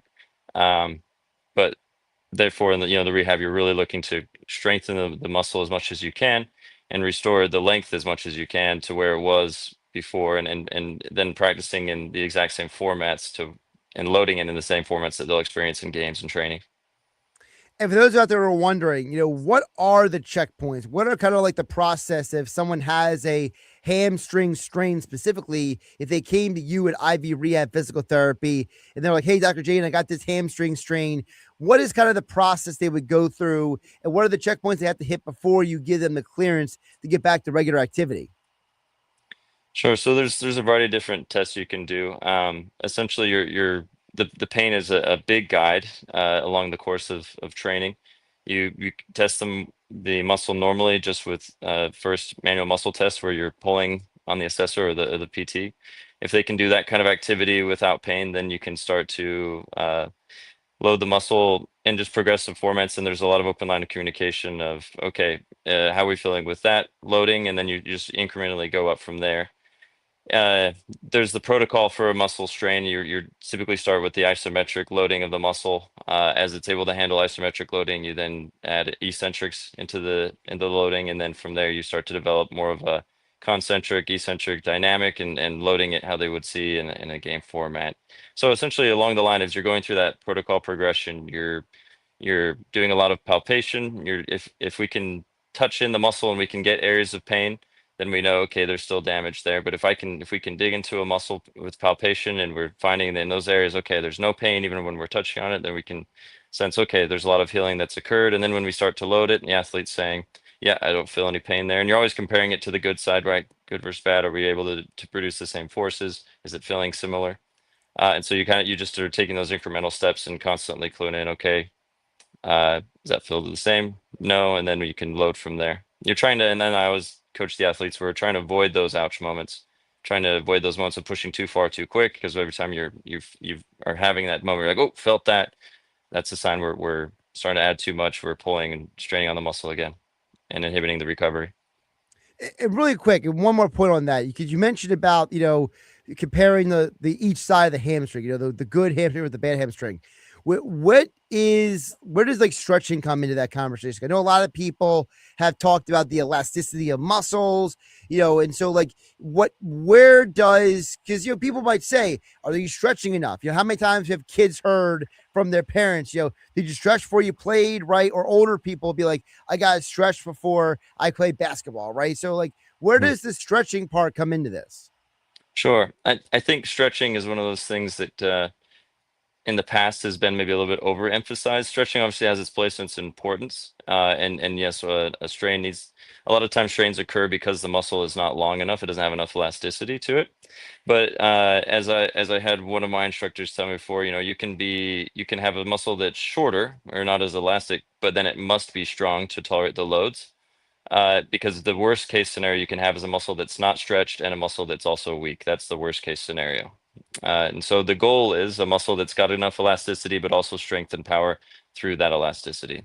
So if my recovery program is only stretching but no strengthening, then yeah, I've got a longer muscle, but with less control, more elasticity, but with less power to tolerate. And there's obviously different kinds of strains. There's a strain that occurred because there was too much load on the muscle, and then there's overstretching strains. And so if I don't stretch, then I'm also I'm causing a propensity to then have an overstretching type strain. So all that to say, short story long, yes, we want to stretch. I'm not one that believes in just cold stretching, a muscle that's cold and not warmed up.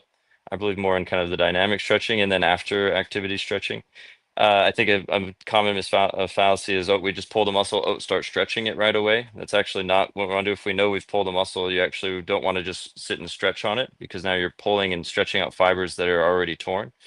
And so in those cases, you want to actually just get some range of motion, but without actually trying to tug on it in a stretching format initially. That's more towards the end of the protocol, is to trying to lengthen that muscle after it's already healed.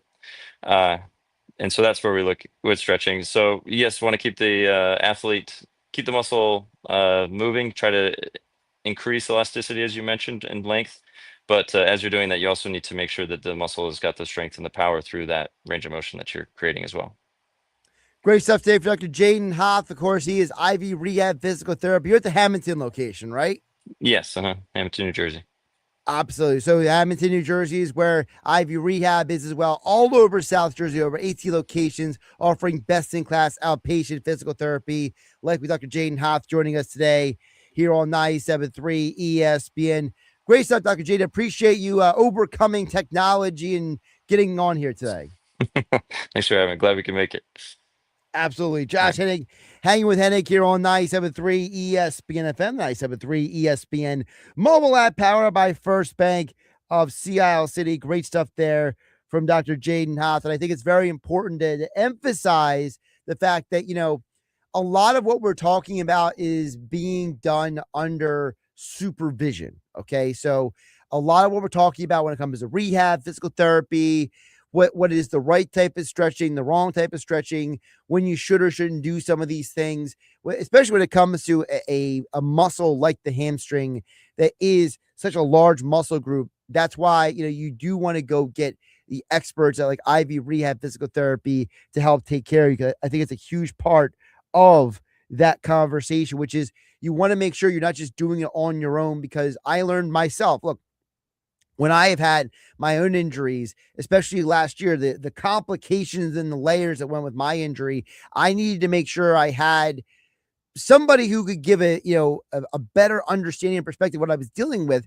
And if I didn't go and get that help, I wouldn't be able to sit here and talk to you about how I'm feeling better today. Now, do I still have to do some dynamic movements and stretching and activities before I do, different parts of my day or going to the gym or whatever? Yeah, I do. But I'd rather be able to have to take about, a minute or two of my day to do a little extra dynamic movement or some little extra rehabilitative activities each day throughout the day than be in the pain and discomfort I was in before. And I wouldn't have known about that if I didn't go to IV Rehab Physical Therapy. Speaking of Makai Lemon, what did Howie Roseman have to say about Makai Lemon's injury that's making him miss training camp time? We will hear that next here. Hanging with Hennig. Josh Hennig, hanging out with you on 97.3 ESPN FM, the 97.3 ESPN mobile app powered by First Bank of Sea Isle City. And we are streaming live on YouTube and X at Josh Hennig. And don't forget about my friends over at Boulevard Super Liquors, my go-to, whether it's a summer party, whether it is a day at the beach, whether it's that BYOB restaurant that you've been dying to try out, but you want to make sure you have something with you, or maybe you just want to hang out at home all weekend and watch the Phillies try to win, right? Well, Boulevard Super Liquors has you covered at the foot of the Ocean City 34th Street Bridge. Whether you are stocking up for a summer party, a day at the beach, or that golden hour dinner at your favorite BYOB restaurant, your one-stop shopping destination where I go for every occasion is Boulevard Super Liquors at the foot of the Ocean City 34th Street Bridge. Boulevard Super Liquors has the best selection of craft beer, whiskey, vodka, wines, and tequila in all of South Jersey. Plus, they are minutes from Garden State Parkway, exit 25, so you can easily stop into Boulevard Super Liquors on your travels all around South Jersey. Family owned and operated for 4 generations, Boulevard Super Liquors also has the largest temperature-controlled wine room in New Jersey, offering you the best selection of wines for your next dinner date or social outing. These are just some of the reasons why Boulevard Super Liquors is my go-to. On Roosevelt Boulevard, at the foot of the Ocean City 34th Street Bridge, the best selection of beer and spirits in South Jersey. Making your home look brand new is what Work of Art Construction can do for you. Ready to remodel your bathroom or have a kitchen makeover? Art Masker has 40 years of experience in construction and knows how to make your home look like a work of art. Want to install a new back deck or invest in a new front door? Just call Art Masker at 609-788-4271 to learn more. Visit Work of Art Construction on Instagram to see how Work of Art Construction can make your home look brand new. Beautify your home with Work of Art. Call him at 609-788-4271 and let them make your home truly a work of art. This is a special alert to all Americans who own a vehicle with less than 200,000 miles with an auto warranty about to expire or with no warranty coverage at all. Due to a decline in the economy, CarShield is announcing a low-cost month-to-month vehicle protection plan that is now available to the public to save any driver out-of-pocket expenses on future auto repairs. Call now to find out how you can pay almost nothing for covered auto repairs. Yes, you heard that correctly. Pay almost nothing for covered auto repairs. An open phone line has been established for all drivers to call for a free quick quote. Call 800-923-6829 now. Drivers who are covered will not have to pay for covered repairs again. This protection plan is at an all-time low. Additionally, drivers who activate this vehicle protection today will also receive free roadside assistance, free towing, and car rental options at no additional cost. Call us for your free quick quote today. 800-923-6829. That's 800-923-6829. What do you have to lose? Call 800-923-6829. Again, 800-923-6829. You're still glowing, flirting, grooving. You've still got it. But your immune system weakens as you age, making it harder to fight illnesses like pneumococcal pneumonia and RSV. Vaccines are a key part of any health routine and can help protect you from getting really sick. Ask your doctor or pharmacist which vaccines you need. See more at PfizerForAll.com. Sponsored by Pfizer.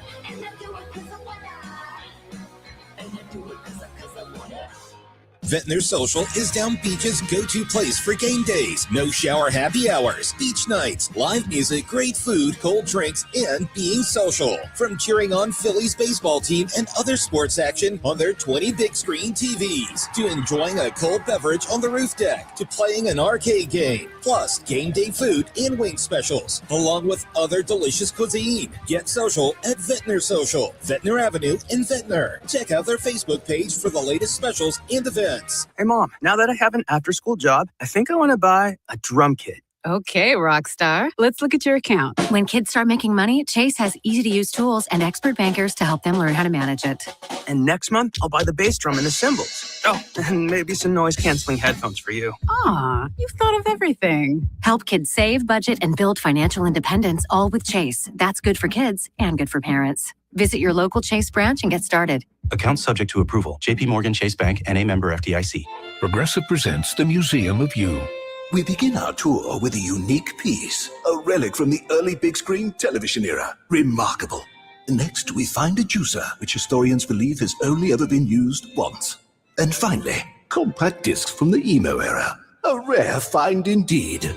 Some things should be history, but until then, you could protect what's important to you and save by bundling your auto insurance with a renter's policy from Progressive. Progressive Casualty Insurance Company affiliates and other insurers. Not available in all states or situations. TLC Plumbing, Heating, and Cooling has been proudly serving South Jersey for over 20 years. Owner Matt Calloway was born and raised in Cape May County and has over 25 years of experience in the heating and cooling industry, as well as fireplaces, plumbing, and bathroom renovations. You can always count on a licensed and insured local contractor like TLC Plumbing, Heating, and Cooling to be there promptly and to fix your problem right the first time. If your home needs a little TLC, get TLC Plumbing, Heating, and Cooling today. Online at tlcphc.com. You're hanging with Josh Hennig on 97.3 ESPN FM. Hey, you know what? There's another name you might know me by. Star-Lord. And on the 97.3 ESPN mobile app, powered by First Bank of Sea Isle City. Who? Star-Lord, man. Legendary outlaw. Streaming live on YouTube, Instagram, and the X platform. I talked to him the other day, and I reminded him of a rookie who was banged up in training camp a couple of years ago. His name is Cooper DeJean. You know him? I do. And, he didn't play till our third preseason game. He didn't practice till then. He got hurt kind of through the draft process, got hurt during our mini camps, and, just turned out to have a phenomenal rookie season. And so it is a marathon this season, and so many things are going to happen. And so for us, just keeping our head in it and understanding from Makai that first game and last game, let's make sure that he's in a great spot to play really well in the first game and last game and can contribute to this team because we're going to need him. That was Eagles Vice President Executive Football, whatever his title is. He's a general manager. He's the man who builds the roster. He was on with Kay Adams, and I thought his comments were very pertinent because it seems like to me Howie Roseman is trying to, whether he's correct or not, paint the picture that this is not, they don't expect a long-term issue with Makai. And you heard Dr. Jaden Hoth from Ivy Rehab Physical Therapy talk about how, as long as you do your rehab right and you go through all the checkpoints, you can get back on the field and do what you need to do. Now, he said depending on the severity of the strain, how much power can he initially push off of that leg, we'll have to wait and find out. But Lemon was never the most powerful or the fastest or the anything. He was just a guy who was such a master of his craft that during his time at USC was able to find ways to get open over the middle, in the slot, on the outside, all over the field. And so I feel like at this hamstring issue, as long as they take care of it properly, he can be fine. And you heard Howie Roseman bring up Cooper DeJean a couple years ago. And Cooper's been mostly fine ever since. I don't think anyone looks at Cooper DeJean as a injury-prone player or a guy who can't stay healthy. No, you look at Cooper as a guy who is just as much a part of the success of this team as anybody. So I'm not going to act like this was a bad pick or it's the end of the world or Mekhi Lemon's never going to turn out to be what we hoped he would be as a first-round pick. I'm not going to Nelson Aguilar him just because of a hamstring strain. I'm going to wait and see before I determine who and what he is long-term. And I think it's an assessment that has to be had for a lot of players. If you would have looked at Jalen Hurts in 2020 and then looked at him now, you would never think they're almost the same player, right? For most people. And you look at many other players as well over the years. Peyton Manning led the NFL in interceptions as a rookie quarterback. You look at wide receivers like Chris Carter, he was nowhere near the player as a young guy in Philadelphia versus the Hall of Fame career he had in Minnesota. Heck, Chris Carter's teammate, Randy Moss, Hall of Famer in Minnesota, basically looked like a nothing burger with the Raiders. Gets to the Patriots, looks like a Hall of Famer. Rest of his career, not the same guy. Does it make him any less of a player? No, it just means that under the right circumstances, when Randy Moss was in the best position to be successful, he was great. And so I think Mekhi Lemon is a similar set of circumstances. And I think that for the Eagles, they still have a great player potentially on their hands. It's just a matter of, will you listen to the doctors? Will we go through every step in the process to get better, to get that hamstring back on track so he can be a contributor on the field? Now, the question is, how much time is he missing? Is it going to put him behind the 8 ball when it comes to the offense? It's very possible that even when Lemon is back, he gets limited snaps. And you may be going into the regular season with a Devontae Smith, Dontavian Wicks, Hollywood Brown trio, and Lemon is the 4th guy in that conversation. We'll check back on the text board on the other side. Hour 3 of Hanging with Hennig coming up next on 97.3 ESPN. Streaming live on YouTube and X. Like and subscribe at Josh Hennig. Your daily dose of the Sports Bash with Mike Gill just got bigger, better, and completely visual. Catch the Sports Bash with Mike Gill streaming live daily on the 97.3 ESPN YouTube channel. Get the real-time takes, the best guest insiders, and join the conversation in the live chat. Don't miss a single show. Head over to YouTube right now. Search 97.3 ESPN. Hit the subscribe button, turn on notifications, and watch the Sports Bash live. Listen up. The soap you shower with, it's you probably haven't even questioned what bar of soap you lather up with. Let's face it, most guys don't. But now you can upgrade your shower game with Dr. Squatch Natural Soap. I'm talking about natural, nourishing, cold-pressed, hand-cut soap for men. Men who use their hands. Men who build things. Men who catch foul balls without spilling their beer. You won't just smell good either. Your skin will be healthier and more nourished. We make our soaps with natural ingredients from the earth. Ingredients like oils, plants, goat's milk, Greek yogurt, oatmeal, shea butter, and citrus. Turn your shower game up to 11. Get ready to step out of the shower feeling alive. Hey, this is Josh Hennig. Go to my social media and click my exclusive Dr. Squatch link for your chance to save $10 off your next order of great natural soap, deodorant, and much more. Only with Dr. Squatch. Download to see if you qualify. Not all customers will qualify. Transfer fees may apply. No Albert subscription required. Albert is not a bank. Albert loans are issued by FinWise Bank, member FDIC. Not an actual client. Terms apply. Hey, Albert, can you help us plan and budget for a bathroom renovation? I certainly can. Let me review your finances. Who are you talking to? Albert, my AI financial assistant that I can access right in the app. It automates all things finance, moves money, pays bills, creates personalized alerts, finds savings, and so much more. Your bathroom renovation financial plan is ready. I found cash you can put aside, and to cover the rest, Albert can get you up to $10,000 fast. Can you find contractors nearby within our budget? Here's a list of contractors. Would you like help requesting a $10,000 loan for your bathroom renovation? Yes! Download the Albert app and use promo code BUILD to access Genius. Plus, get up to $10,000 for whatever you need. Just download the Albert app right now and use promo code BUILD to get up to $10,000. That's promo code BUILD. Town Square Media has teamed up with Seize the Deal for incredible offers from some fantastic local businesses. Get this great deal right now. Get one $50 gift card for just $25 for Yuri's Waterfront Restaurant, a Wildwood dining tradition since 1956. Your entire family will be swept away to the tropics at this affordable family dining destination. A $50 gift card for just $25. Get this great deal right now at seizethedeal.com. South Jersey's official play-by-play home of the Eagles, Sixers, and Flyers. At 0 point would I ever consider not being a fan of the team. 97.3 ESPN, WENJ, WENJ HD, Millville, Atlantic City. A Town Square media station serving all of South Jersey. Finally! This is Hanging with Hennig. I have friends everywhere. On 97.3 ESPN Radio, South Jersey. In New Jersey. Am I right? Yeah. Live feed on the 97.3 ESPN mobile app, powered by First Bank of Sea Isle City. It seems to run on some form of electricity.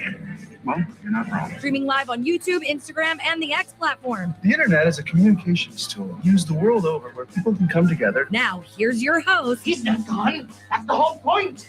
He's never gone. Josh Hennig.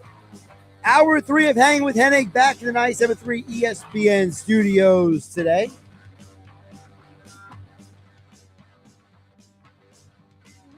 Kind of give you guys a little recap of what we've talked about throughout the show here. We opened the show talking about the breaking news with Lane Johnson. We've been talking about the Phillies' inability to get runners in to win the game last night. We got Tyler Zulli from the Philly Central podcast and the Run It Back Phillies podcast.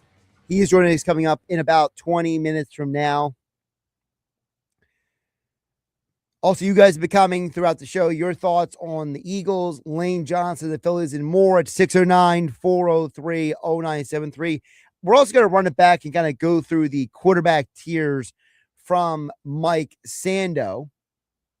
He joined us about an hour ago here on the show. So we've had a lot going on today. And, of course, you guys can join the conversation as always as well, whether you're watching on YouTube and X at Josh Hennig, like Jeff in Ocean City chimed in a little bit earlier. He's asking, will there be a Football Friday pick show again this year? That is the plan, Jeff, as of right now. I'm so used to having, when I'm working on the Sports Bash with Mike Gill or Locker with Billy Schweim here on 97.3 ESPN. I have to do everything with this show. So I am still working through the logistics of the Football Friday show. When it'll exactly return, I'm working on that. I'm working on, as the commissioner of the 97.3 Fantasy Football League, landing all the details with that. So I know football is right around the corner. It's here. Okay. We're in preseason, but I can tell you guys all of those things are coming back. It's just a matter of, listen, I'm juggling a lot of things here. So things are coming. When, I'll let you know when I know. Like, for example, I can tell you Hanging with Hennig will be back at Boulevard Superliquors for Labor Day weekend with more prize giveaways. What those prize giveaways are, I'll let you know when I find out, when we finally get those details ironed out. Will I be on the road again any other point this month? I'll let you guys know when I know. It's kind of how it works for me, and I do say, and I know I say a little bit of I do say it was sometimes with a little bit of brashness and a little bit of, attitude, shall we call it? But, I do appreciate all of you who have listened to me over the years and, been a part of the evolution of Josh Hennig on 97.3 ESPN from, we did Sports Bash Saturdays from, it was 2016 to 2021. There was Hanging with Hennig and Hendricks for a year. Me and my buddy Deshaun, we did that for a while. Whether it was the warm-up before Mike Gill on 97.3 ESPN for a time, whether it was game night for about 5 years from 6 to 7 p.m. and now Hanging with Hennig, whether it is a Jeff in Ocean City, whether it is, I know Angie in Tuckerton has always been a listener and tuning in, whoever is out there who has been a part of this, Shaner, wherever he is, he's on the Great Garber Bay today. There's some people who have tuned in, they've commented, they've watched, they've shared, they've liked, they've done all the things. So, you've come out to remotes and events with me. So I do appreciate all of you out there. And I just wanted to say that, it is not overlooked. It is not forgotten. Sometimes I'm so wrapped up in what I'm doing that, you don't step back and, smell the forest for the trees. So, whether it is a Joey D in Ventnor who tunes in while he's Ubering out and about town, whoever it might be, I do appreciate all of you who have been a part of this, journey directly and indirectly. And, the great sponsors I've had over the years, right now we got Boulevard Super Liquors, Zia Nicola Pizza and Sea Isle.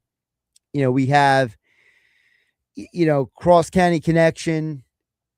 The law offices of Craig A. Altman was a staple for us for several months. Hang Time Bar and Grill in Galloway, Stern Harbor Bar and Grill on 96th Street down on 7 Mile Island in Stern Harbor. Just so many great people, so many great businesses. Slack Tie Brewing, Gusto Brewing, just a lot of people who have been a part of, the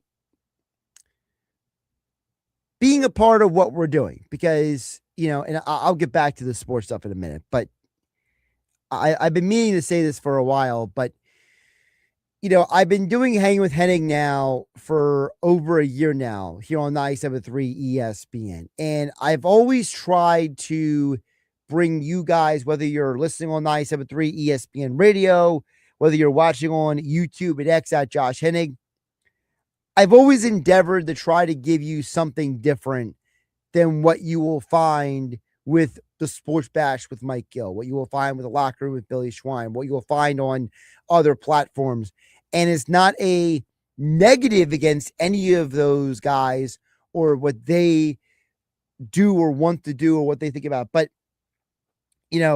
I'm a big believer in, if you're tuning in to hear Josh Hennig, you want Josh Hennig. You don't want Josh Hennig parodying somebody or something else. You don't want Josh Hennig trying to be somebody or something else.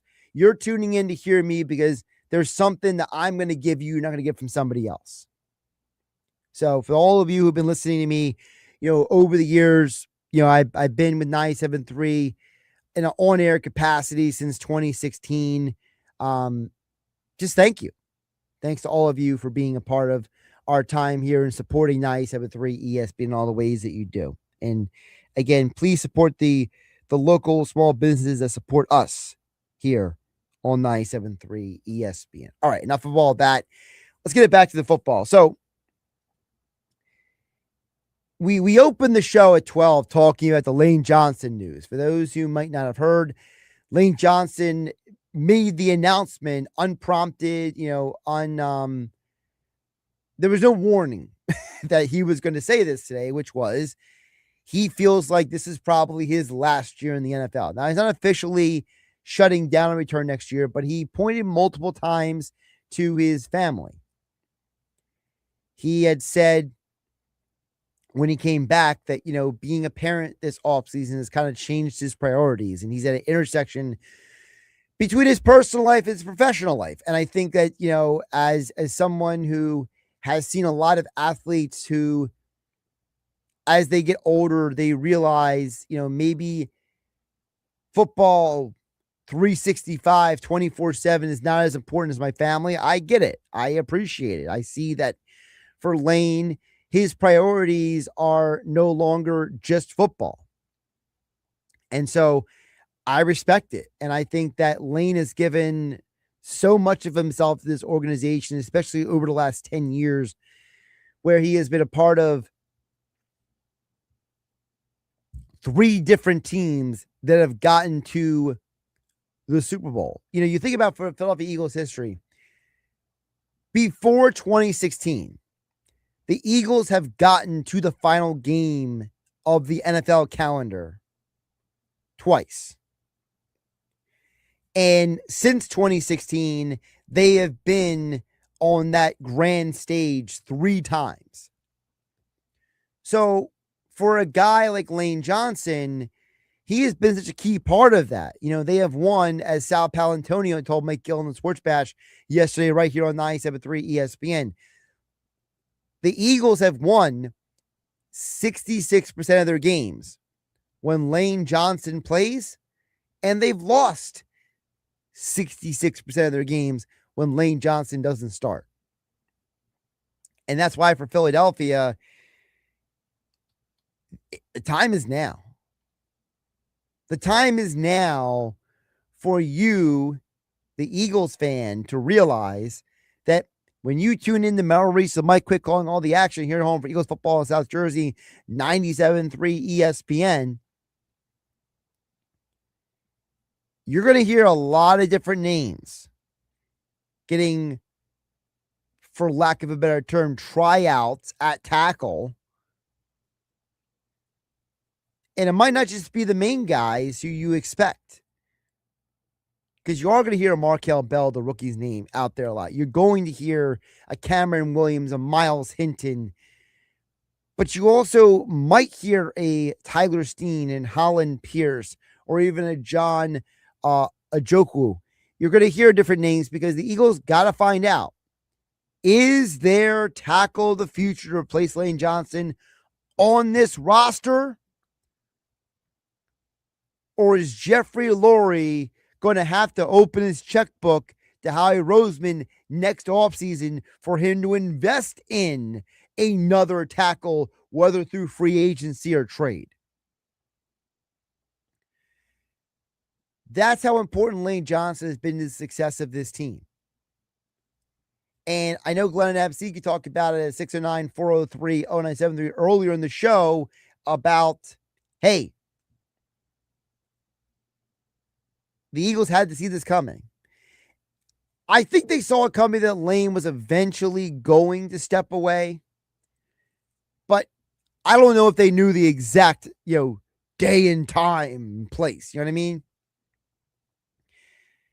Look at a guy like Brandon Graham. Brandon Graham was a guy that after they won the championship, you thought the retirement was in. You thought he'd walk off into the sunset, he'd be good. But then they brought him back because they needed him. And it was one of the few times that Howie Roseman swung and missed. Howie Roseman thought the Eagles were set at edge rusher. And they weren't. So what did they do? After game 1 last season, they brought in Zadarius Smith. And then Zadarius Smith said, you know what? I can still play, but I don't want to play anymore. So they brought back BG last year. I don't think Lane is going to do what BG did. BG obviously has something left in the tank. And he might still have something left in the tank, to be honest. But I think that Lane is going to be more like his two buddies when it comes to walking away. He's going to be more like Jason Kelce and Chris Long. That you're not going to see him again. When he walks away, he's done. So it's imperative for the Eagles to find out, not just during training camp in the preseason, but over the course of the season, determining who is or isn't part of this team's future on the offensive line. Because the offensive line has been a key part of the team's success over the last 10 years. And moving forward is going to be no different. And especially with a brand new offense in Philadelphia, a brand new offensive line coach. And even though Lane Johnson and Jordan Mailata have spoken very highly of Chris Cooper and the new offensive scheme, the reality is that Lane ain't going to be here forever. So Philadelphia's got to figure out who is going to be the future right tackle. And we know who it's not. Every time they move Jordan Mailata from left to right, Mailata struggled at right tackle. So I don't know if that's the answer at all. Now, is it Markel Bell? Is it one of the other young guys on the roster? Is there a scenario where Philadelphia says it might be easier for us to get a guard than a tackle? And they go to Tyler Steele. They say, hey, Tyler, you played some tackle in college. Can you do it in the NFL? A lot of questions that need to be answered for Philadelphia when it comes to Lane Johnson. I think that for Philadelphia, they got to figure out very soon what to do. And for those who are wondering, Steen, he's 6'6". He is not one of your classic, shorter guards. He is a massive human being. In fact, Tyler Steen, if I remember correctly, he is bigger than Brandon Brooks. And Brandon Brooks himself was like 6'4", 6'5". Steen is taller and bigger than he is.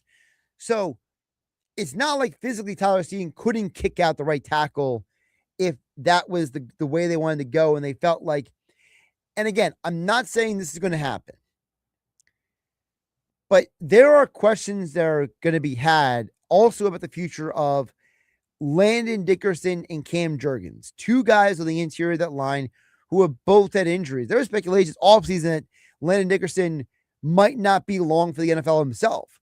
So there's a possibility by the time that, we get to 2 years from now and we're having this conversation on August 8th, 2028, that there might be 2 or 3 different players on this offensive line compared to what it is right here, right now for Philadelphia. So for right now, it might be Lane Johnson's last dance. But you know what? It's going to be interesting to see how they pivot from here. George and Galloway chimes in on the text board at 609-403-0973. He says, Jason Kelce, Jeff Stoutland, and now Lane Johnson all will be gone after this year. The O-line we've enjoyed and taken for granted at times for the last decade plus will be gone for good. It's a little bit sad, to be honest, says George and Galloway. Well, a couple things there. One, the loss of Kelce was, I think the loss of Kelce has been mitigated by the fact that Jurgens is physically able to do some of the things that Kelce did. So I do think that there is something to be said for, did you replace Kelce when it came to the line calls? No. But can the quarterback offset some of that? Yes. If the quarterback does his job. And I'm not casting aspersions on Jalen Hurts, okay? I'm not trying to do that. But I'm just being honest with you guys. When I say, when I think about the offensive line, at least Jurgens has been an adequate replacement for Kelce. But to George and Galloway's point, replacing Lane and Stoutland are two big unknowns. Now, again, Chris Cooper's a former offensive lineman himself. Cooper is very highly regarded around the NFL. There's a reason why guys like Kevin O'Connell and others love having him on their coaching staff. There's a reason why Vic Fangio speaks highly of him. So, and it seems like Stoutland kind of was at the end of his time in Philadelphia anyway. I think Stoutland's greatest gift was developing guys and taking guys and pushing them to that next level that maybe they didn't realize they could be at. Whether it was a Kelsey, whether it was a Jordan Mailata, whether it was when Stefan Wisniewski was here for a time. I think that was where his key was. Cooper seems like a guy who's going to coach a little differently, and he can be at least an adequate replacement. Jordan Galloway, I have no clue who's replacing Lane Johnson. I don't have a hope or a prayer or an idea or anything, because I got to be honest with you. Markel Bell was a good pass rush blocker in college, not a great run blocker. Miles Hinton was the opposite of Michigan. Miles Hinton was a great run blocking tackle, but not a great pass rush tackle. Cam Williams at Texas, great at pass blocking, not a great at run blocking. So I have zero idea what is going to happen there with these guys when it comes to who's replacing Lane Johnson. So Georgia Galloway, I would say replacing Lane is probably going to be one of the most difficult tasks for the Philadelphia Eagles they have ever had to address. Hanging with Hennig here on 97.3 ESPN FM, the 97.3 ESPN mobile app powered by First Bank of Sea City. We're going to get back to the Phillies on the other side. We'll check on the text board a little bit later at 609-403-0973. But the Phillies trade deadline is coming gone, and it's been a roller coaster week. We'll see if Tyler Zulli can talk me into the Phillies still being potential World Series contenders or not on the other side, because my faith is very low in this team right now. And if you want to maybe make the Phillies losing games like last night hurt a little bit less, well, why don't you go grab something from my friends at Boulevard Super Liquors, bring it home with you this weekend, so maybe it eases the pain of Phillies losing games that they should, like last night. Boulevard Super Liquors, located at Roosevelt Boulevard at the foot of the Ocean City 34th Street Bridge. Phillies talk with Tyler Zulli coming up next here with Hang with Hennig on 97.3 ESPN. Whether you are stocking up for a summer party, a day at the beach, or that golden hour dinner at your favorite BYOB restaurant, your one-stop shopping destination, where I go for every occasion, is Boulevard Super Liquors. At the foot of the Ocean City 34th Street Bridge, Boulevard Super Liquors has the best selection of craft beer, whiskey, vodka, wines, and tequila in all of South Jersey. Plus, they are minutes from Garden State Parkway, exit 25, so you can easily stop into Boulevard Super Liquors on your travels all around South Jersey. Family owned and operated for 4 generations, Boulevard Super Liquors also has the largest temperature-controlled wine room in New Jersey, offering you the best selection of wines for your next dinner date or social outing. These are just some of the reasons why Boulevard Super Liquors is my go-to. On Roosevelt Boulevard, at the foot of the Ocean City 34th Street Bridge, the best selection of beer and spirits in South Jersey. Making your home look brand new is what Work of Art Construction can do for you. Ready to remodel your bathroom or have a kitchen makeover? Art Masker has 40 years of experience in construction and knows how to make your home look like a work of art. Want to install a new back deck or invest in a new front door? Just call Art Masker at 609-788-4271 to learn more. Visit Work of Art Construction on Instagram to see how Work of Art Construction can make your home look brand new. Beautify your home with Work of Art. Call him at 609-788-4271 and let them make your home truly a work of art. Go for the fun times and the tan lines. Experience an Atlantic City you never knew. Go to Ocean. Go for the win. Must be 21 or older. Gambling problem? Call 1-800-GAMBLER. What if you could have the most reliable fiber-powered Wi-Fi?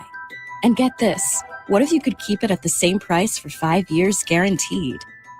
Now through August 24th, new Xfinity customers can get our best price on gig Wi-Fi this summer before it disappears. Just $50 a month for 5 years. No annual contracts, no hidden fees, and our best equipment included.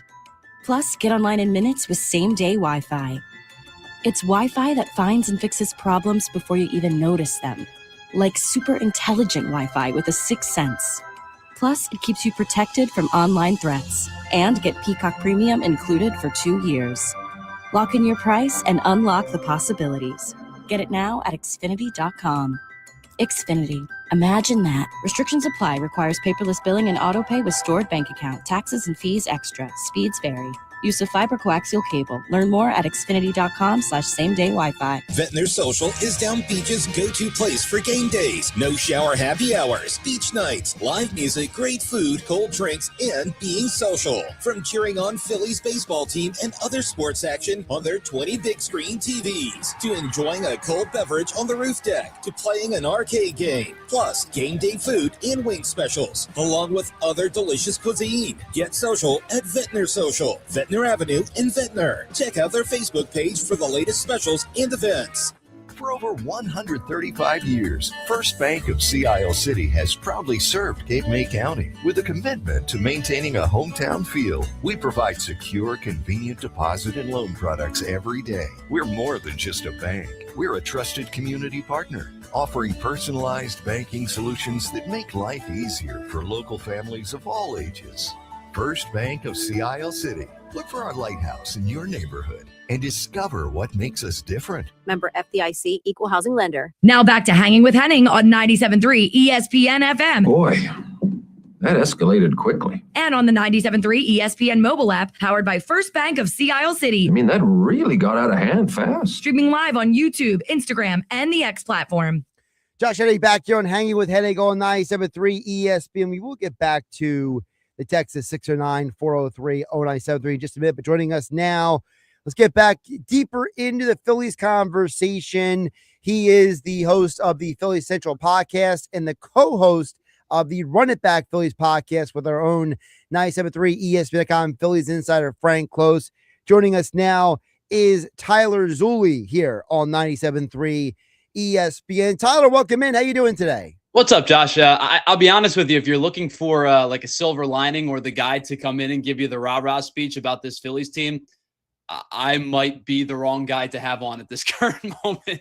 That's fine. We could rip the team together then. So here's where I want to start with you. You know, I'm watching the game last night, right? And I saw a headline this morning that really kind of drove it home, right? The headline I saw that says, "Nostalgia doesn't win games." And, you know, last night should have been the game you win, right? You get rid of the Abomination City Connect uniforms. You're wearing the pinstripes. All he has is heartwarming speech.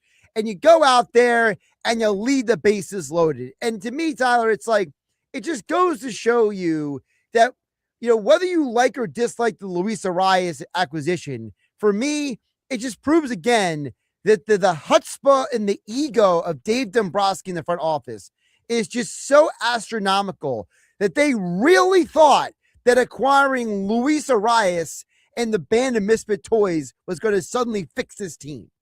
Yeah, I think probably two separate things for me there. Like the acquisition of Luis Arias is one that makes a ton of sense because they were a team that's in the bottom 5 in OBP, team that's in a bottom bottom 10, I believe it was, in OPS for quite some time this season.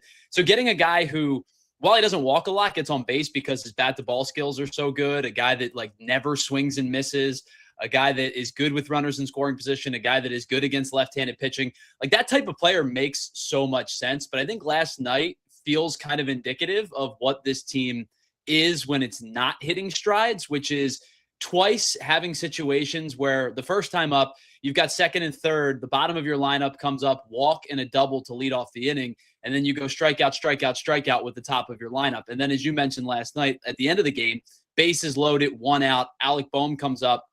And situationally, that's a guy who, even though he's been really, really, really concerning for most of the season now, does have a strong career aptitude with runners in scoring position, he hits into a double play to end the game. Like, that is how that game unfolded last night. And that is my fear of a postseason run, is that's how the Phillies are going to lose games, is either situationally they're going to come up small, or they're going to have one of these games where Christopher Sanchez strikes out 10 over 7 and they lose 2-1.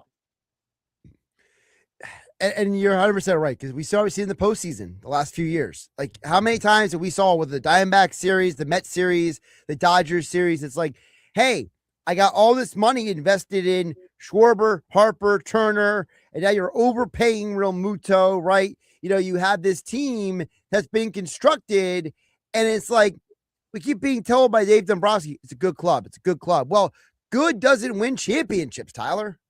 Yeah, the when he said that he was content with their team last year or in the offseason after acquiring Adolis Garcia, that was one that kind of set me off, kind of over the edge of my feelings about Dave Dombrowski, just simply because you have to have some sort of internal understanding of, you brought in a guy who was probably going to be a reclamation project to be your starting right fielder. You're paying a guy to go away $20 million.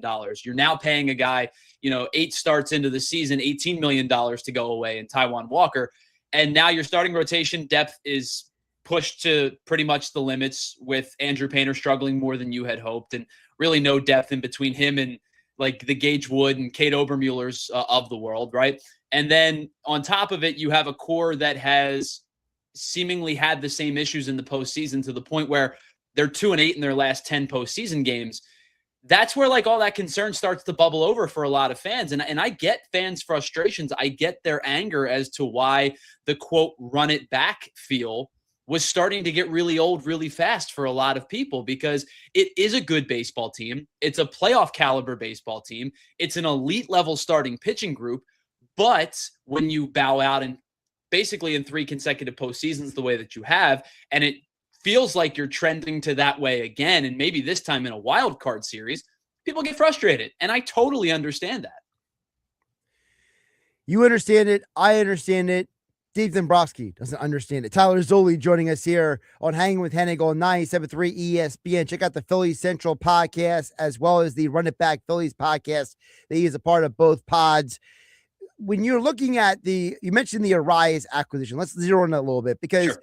I know a lot of people have questioned, why are they batting him fourth? And they've questioned, what is his role in this team? Is he just a rental? Is he going to be here beyond this year? You move the whole infield around because he wants to play second base. Like, there's so much to the Luis Arias. So I'll let you take it where you want to take the aftermath of Luis Arias being here. Yeah, so I think the traditional baseball fan immediately does question why he's hitting fourth. And for 100 years, your 4-hole hitter was the guy that was your traditional power hitter, the guy that drove in runs, the guy that hit home runs.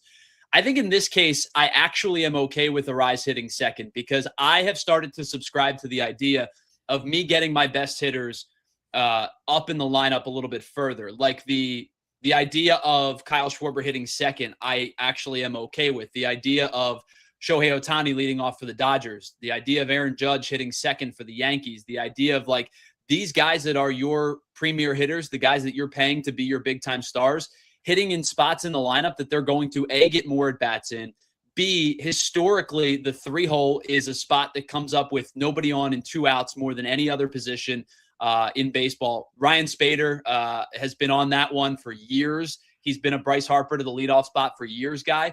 And it starts to make sense when you put those numbers together as to why like Arias hitting fourth complements this lineup in an unconventional way, but in a way that actually would work, assuming your 3 guys ahead of him are doing what they're intended to do. It also kind of lets you break up not going 3 lefties in a row, which I know is something Dombrowski doesn't want to do, which is why Alec Boehm is still hitting fifth, which is why Bryson Stott, who's actually swung the bat really well the last month, has not moved up any further in the lineup because he doesn't want to go that many lefties in a row.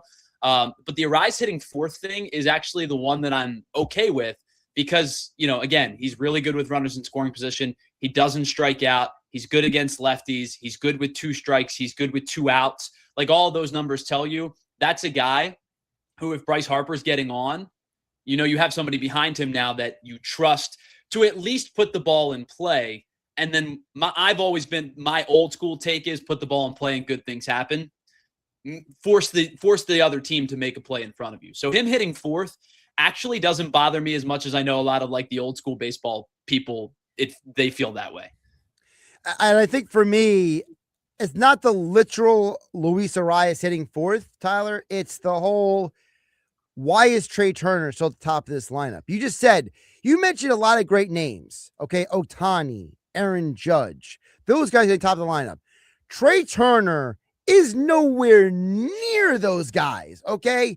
And, for Dombrowski and Magley to both say there was zero consideration to move him off as shortstop. Like, what is this organization afraid of hurting his feelings? Like, what is going on here? This organization can't take a grown man aside and say, Trey, we might need to do something different with you.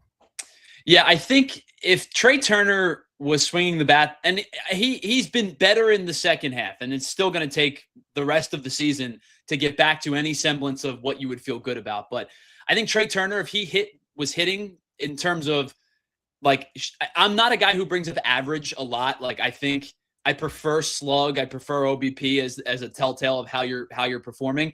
But for a guy like Trey Turner, who legitimately won the National League batting title last year, I do think it is an apt stat to see a guy's batting average drop, basically 50 points. That's a guy to me that if he's hitting 280 or 290, then you're probably that's the easiest one-to-one fix of the top of your lineup having a little bit more fluidity and consistency. I get your argument though, because for most of the season, Trey Turner's really struggled. I think he's been better since closing off his stance a little bit. You can see he's getting to some more, especially fastballs up in the zone. But I do think that down and away chase rate thing is still a problem. You saw last night in that 3 strikeout inning, he challenges a pitch down and away. He wins the challenge and then immediately flails over top of a slider down and away or a breaking ball down and away. And it was like, that's just kind of how his season has gone. His approach has gone. And it's why he's frustrated so many people, because the approach seems to be non-existent for a majority of the season. What do you think about the theory out there that, people have talked about how, Harper and Bryson Stott were so willing to change positions if needed. And the idea that, like, why didn't Trey Turner say anything? Like, why has Trey Turner never gone to either Mattingly, Preston or Don, or Dave Dombrowski and been like, hey, I am statistically the worst shortstop in all of baseball. Maybe I shouldn't play shortstop. Like, do you ever read on why Trey Turner is arguably the most oblivious and tone deaf player on this roster? I don't. I would say optically the reason being is because I think they're going to make that move in an offseason where he gets a full offseason under his belt. And Josh, I'll be honest with you, I wouldn't be stunned if it's this coming offseason where he does end up making a shift to the outfield. But I think even if it's not this year, it's sooner rather than later that he does end up, being a left fielder or being a center fielder. I don't know if they've entirely ruled out second base in the long term if there is no extension with Arise. But I think that the likeliest scenario is probably an outfield move. But I think that's one they probably want to make in a full offseason with full offseason reps and spring training reps and all of that. But to your point about why does it feel like there's not a willingness? I don't know if there was an approach. They're saying that they never thought about it. I don't know if that's them truly saying that, if that's them, backing their guy and saying all the right things. I don't know if we'll find that out maybe till the offseason. But to answer your question, I don't know. You're like you said, Stott and Harper both said all of the right things, and Stott kind of followed Harper's suit, and Harper said, I'll move. And Stott said, well, if our superstar is going to move, so will I. It's an intriguing question. I would love to eventually get the answer to, but I don't think we're going to get one until at least the offseason.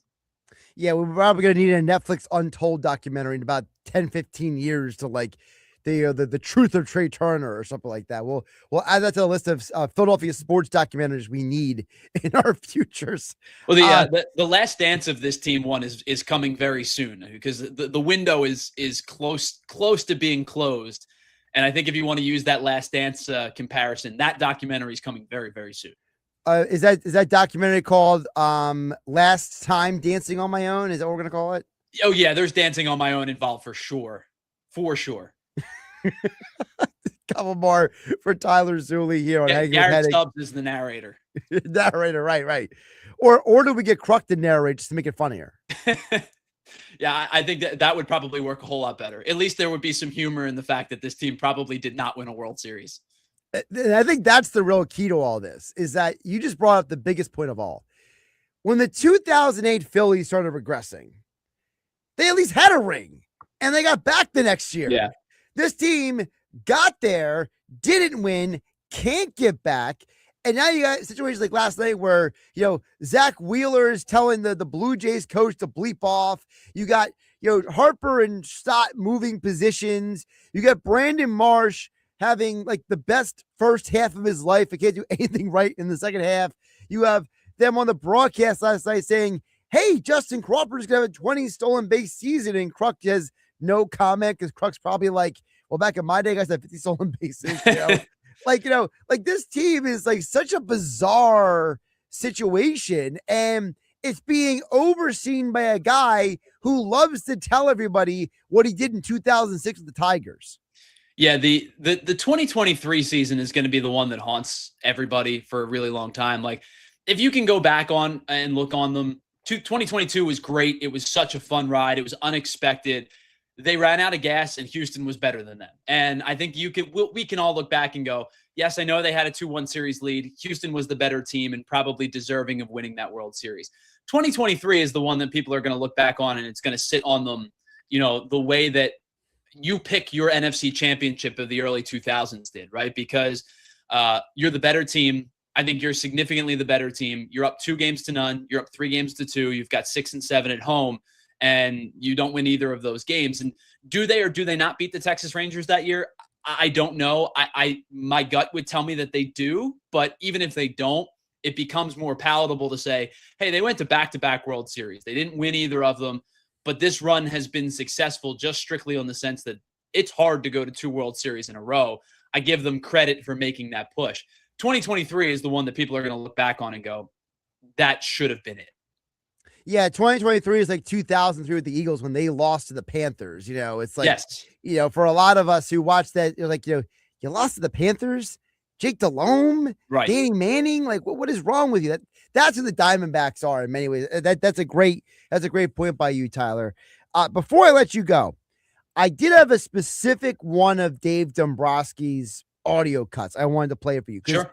To me, feels like the first time Dombrowski was honest coming out of the deadline. He let it slip. Okay. I feel like this is Dombrowski had a moment that he's going to realize months from now. He should have never admitted this, when he admitted that there were teams that maybe were not interested in the Phillies prospects. Here was Dave Dombrowski a few days ago. I'd say some clubs felt we were unable to match others, but not in many cases. Most people, even big guys, came to us with our top of our farm system is very well regarded. I think it's a little deeper than what people think it is once you start talking to them, but others may not. And we just didn't really want to match some of the things that were offered. No, we get. So to me, I got to get your reaction to that, because I feel like that's the first time Dombrowski has admitted what everyone else knows. Yeah, so I will say, I think he's right in the sense that the top of their farm system is good. I think Gage Wood is a premier prospect that people are very excited about.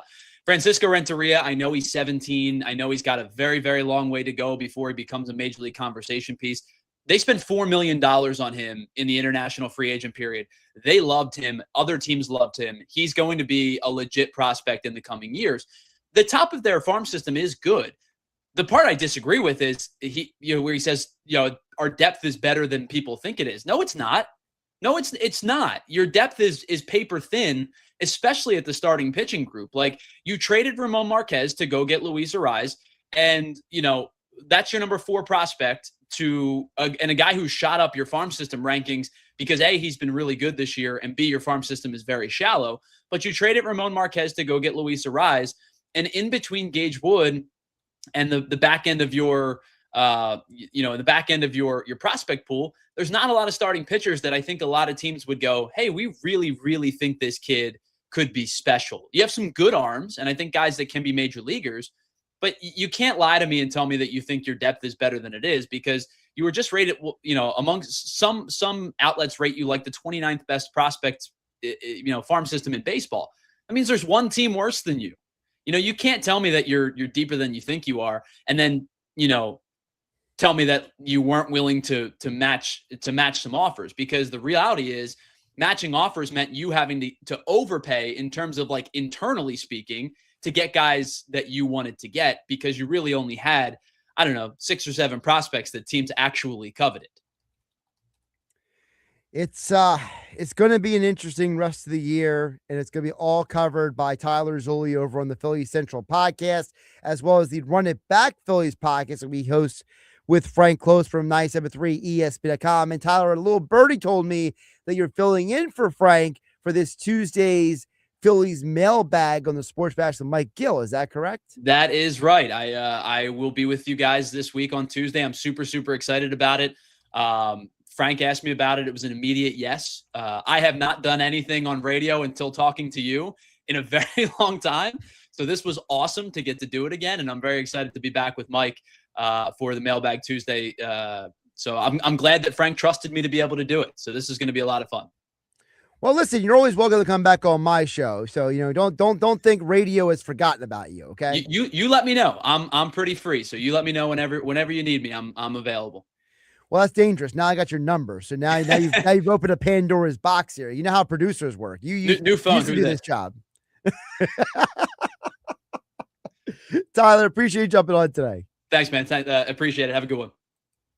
Josh Hennig here, hanging with Hennig on 97.3 ESPN FM, the 97.3 ESPN mobile app powered by First Bank. See, if those who don't remember, Tyler was a producer up in Philadelphia for years. So I always like to joke with guys, whether it's Tyler or a Nick Earnshaw or anyone who's worked in this business for a while, being a producer who is, also an on-air person, there's like a very different dynamic when it comes to our existence. Hanging with Hennig on 97.3 ESPN. Still to come, we'll check back at the text board. I see JW in Ocean City. Your texts and more coming up on the other side. Plus, don't forget, if you are going to watch the Phillies this weekend, you're going out to look for somewhere to land, why don't you go check out the place with the best wings on 7 Mile Island with an amazing selection of beers on tap with 36 brand new 4K TVs. You can't beat it. Some of the best food, drink, and sight lines at the Jersey Shore can be found with my friends down at the Stone Harbor Bar and Grill. The Stone Harbor Bar and Grill on 96th Street is Stone Harbor's most complete entertainment experience. Great food, fun, and libations, and newly remodeled for 2026. The same great owners and all your favorite menu items remain, and now we've taken things up a notch with a brand new bar, new sound system, 36 brand new 4K TVs, and more. No matter where you sit, you always have a perfect sight line to the big game, and you've got to try our mouth-watering new menu items. Start your meal with blackened scallops, homemade fried pickles, or a cheeseburger flatbread. Try our new Chicago-style dog, or the Mary Ann sandwich, a chicken cutlet, broccoli rabe, and sharp provolone on world-famous Rando's Bakery Atlantic City bread. The Stone Harbor Bar and Grill sources only the top ingredients and serves up the best quality food. Voted best wings of Stone Harbor and the Jersey Shore by Lord of the Wings. Prime rib nights Friday and Saturdays, rib nights on Sundays, and Mike the Magician Friday, Saturday, and Sunday. The newly remodeled Stone Harbor Bar and Grill on 96th Street in the heart of Stone Harbor. Open 11:30 a.m. till midnight, 7 days a week. Go to stoneharborbarandgrill.com or call 609-961-3534 for more. If you dread dealing with your insurance more than you dread build-it-yourself furniture, with extremely vague instructions. What are these? Hieroglyphics? Then you might have Insuranoia. You should have NJM Insurance. They go to great lengths to do what's best for their policyholders. That pallet of pavers collecting dust, the beginnings of a garden, those stray fence posts. Are you haunted by half-finished projects on your land? John Deere is here to say, not anymore. Our compact tractors allow you to swap implements easily, and they're backed by the nation's largest dealer network. You always had the right idea, and with the right tools, those projects can get finished for good. Nothing runs like a Deere. Learn more at johndeere.com/compact tractors. You're still glowing, flirting, grooving. You've still got it. But your immune system weakens as you age, making it harder to fight illnesses like pneumococcal pneumonia and RSV. Vaccines are a key part of any health routine and can help protect you from getting really sick. Ask your doctor or pharmacist which vaccines you need. See more at PfizerForAll.com. Sponsored by Pfizer.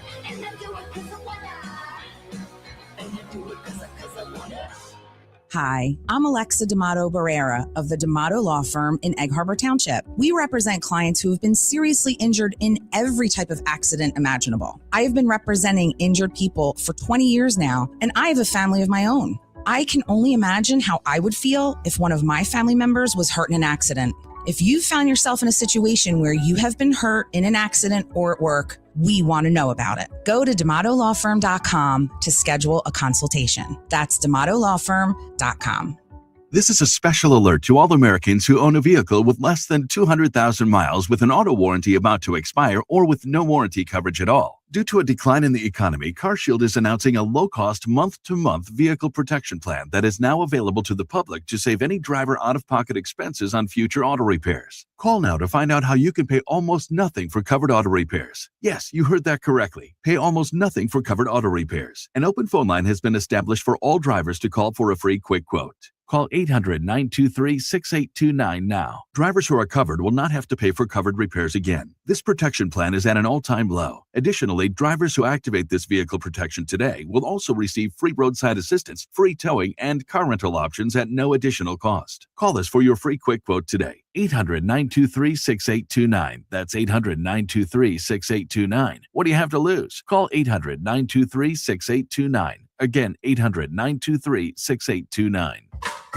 Everywhere you look, things are getting more expensive. But at Consumer Cellular, we're lowering the price for those 50 and up. Now you can get unlimited everything for just $35 a line. That's $35 a month for unlimited talk, text, and data. Switch to the carrier ranked #1 in network coverage and customer satisfaction and get unlimited everything for just $35 a month.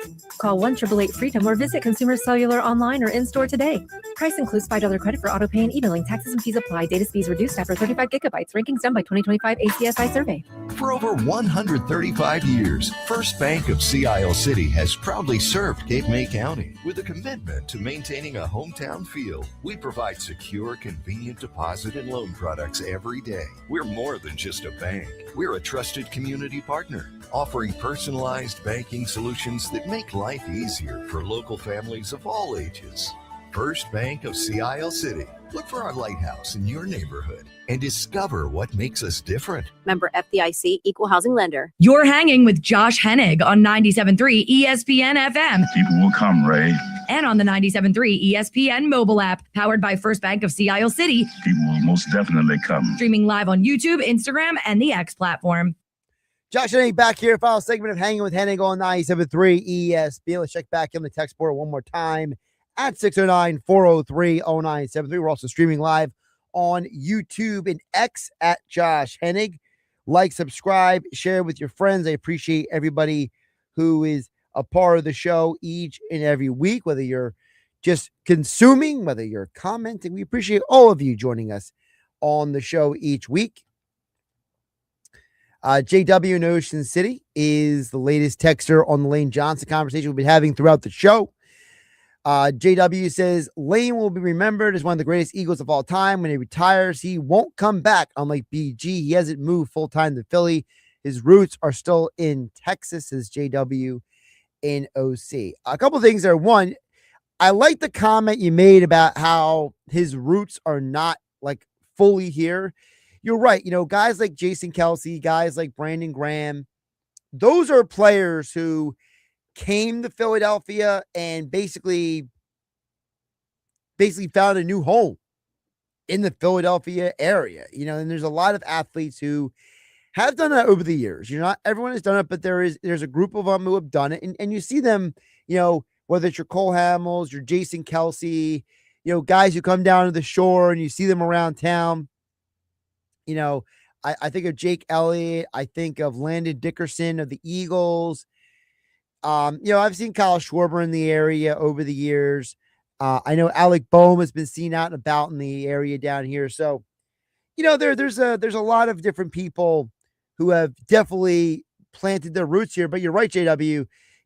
He is Texas boy, and that's where his family is. And I think that's part of the reason why he made the comment about the intersection of his personal life and his professional life. Now, you mentioned one of the greatest Eagles of all time. It is wild that when we had the conversation about the greatest Eagles of all time, that part of that conversation is going to circle back to two offensive linemen. How many organizations can say that two of the greatest players in their franchise's history are offensive linemen? Not many. I mean, realistically, if I go around the NFL, it's like Larry Allen with the Cowboys. It's Anthony Munoz with the Bengals. It's Jonathan Ogden with the Ravens. I mean, outside of those guys, how many other franchises have all-time great offensive linemen that go into the conversation? Orlando Pace with the Ravens. Sorry, the Rams. Walter Jones with the Seahawks. You notice I'm only naming one guy with each of these franchises, and the Eagles got two in the last 25 years. So I think that is a testament to the Eagles franchise, that they have found multiple all-time great O-linemen for their franchise. It really is a rarity. Angie and Tuckerton watching on the YouTube stream. She says, you can't replace Lane Johnson. He's legendary, and his presence improved the quality of life for the Eagles fans. He deserves to retire while he still has the capacity to play on the floor with his kids. And again, that is the bigger part of this. It's not that Lane doesn't think he can play anymore. I think Lane could physically still do the job for another few years. You saw Jason Peters do it at the end of his career. He went to the Cowboys, a couple other teams. It's the fact that Lane says, look, I'm a father now. I'm a dad. My kids, I want to be with them, And Jason Kelce was the same way. I think Kelce physically could have still done the job.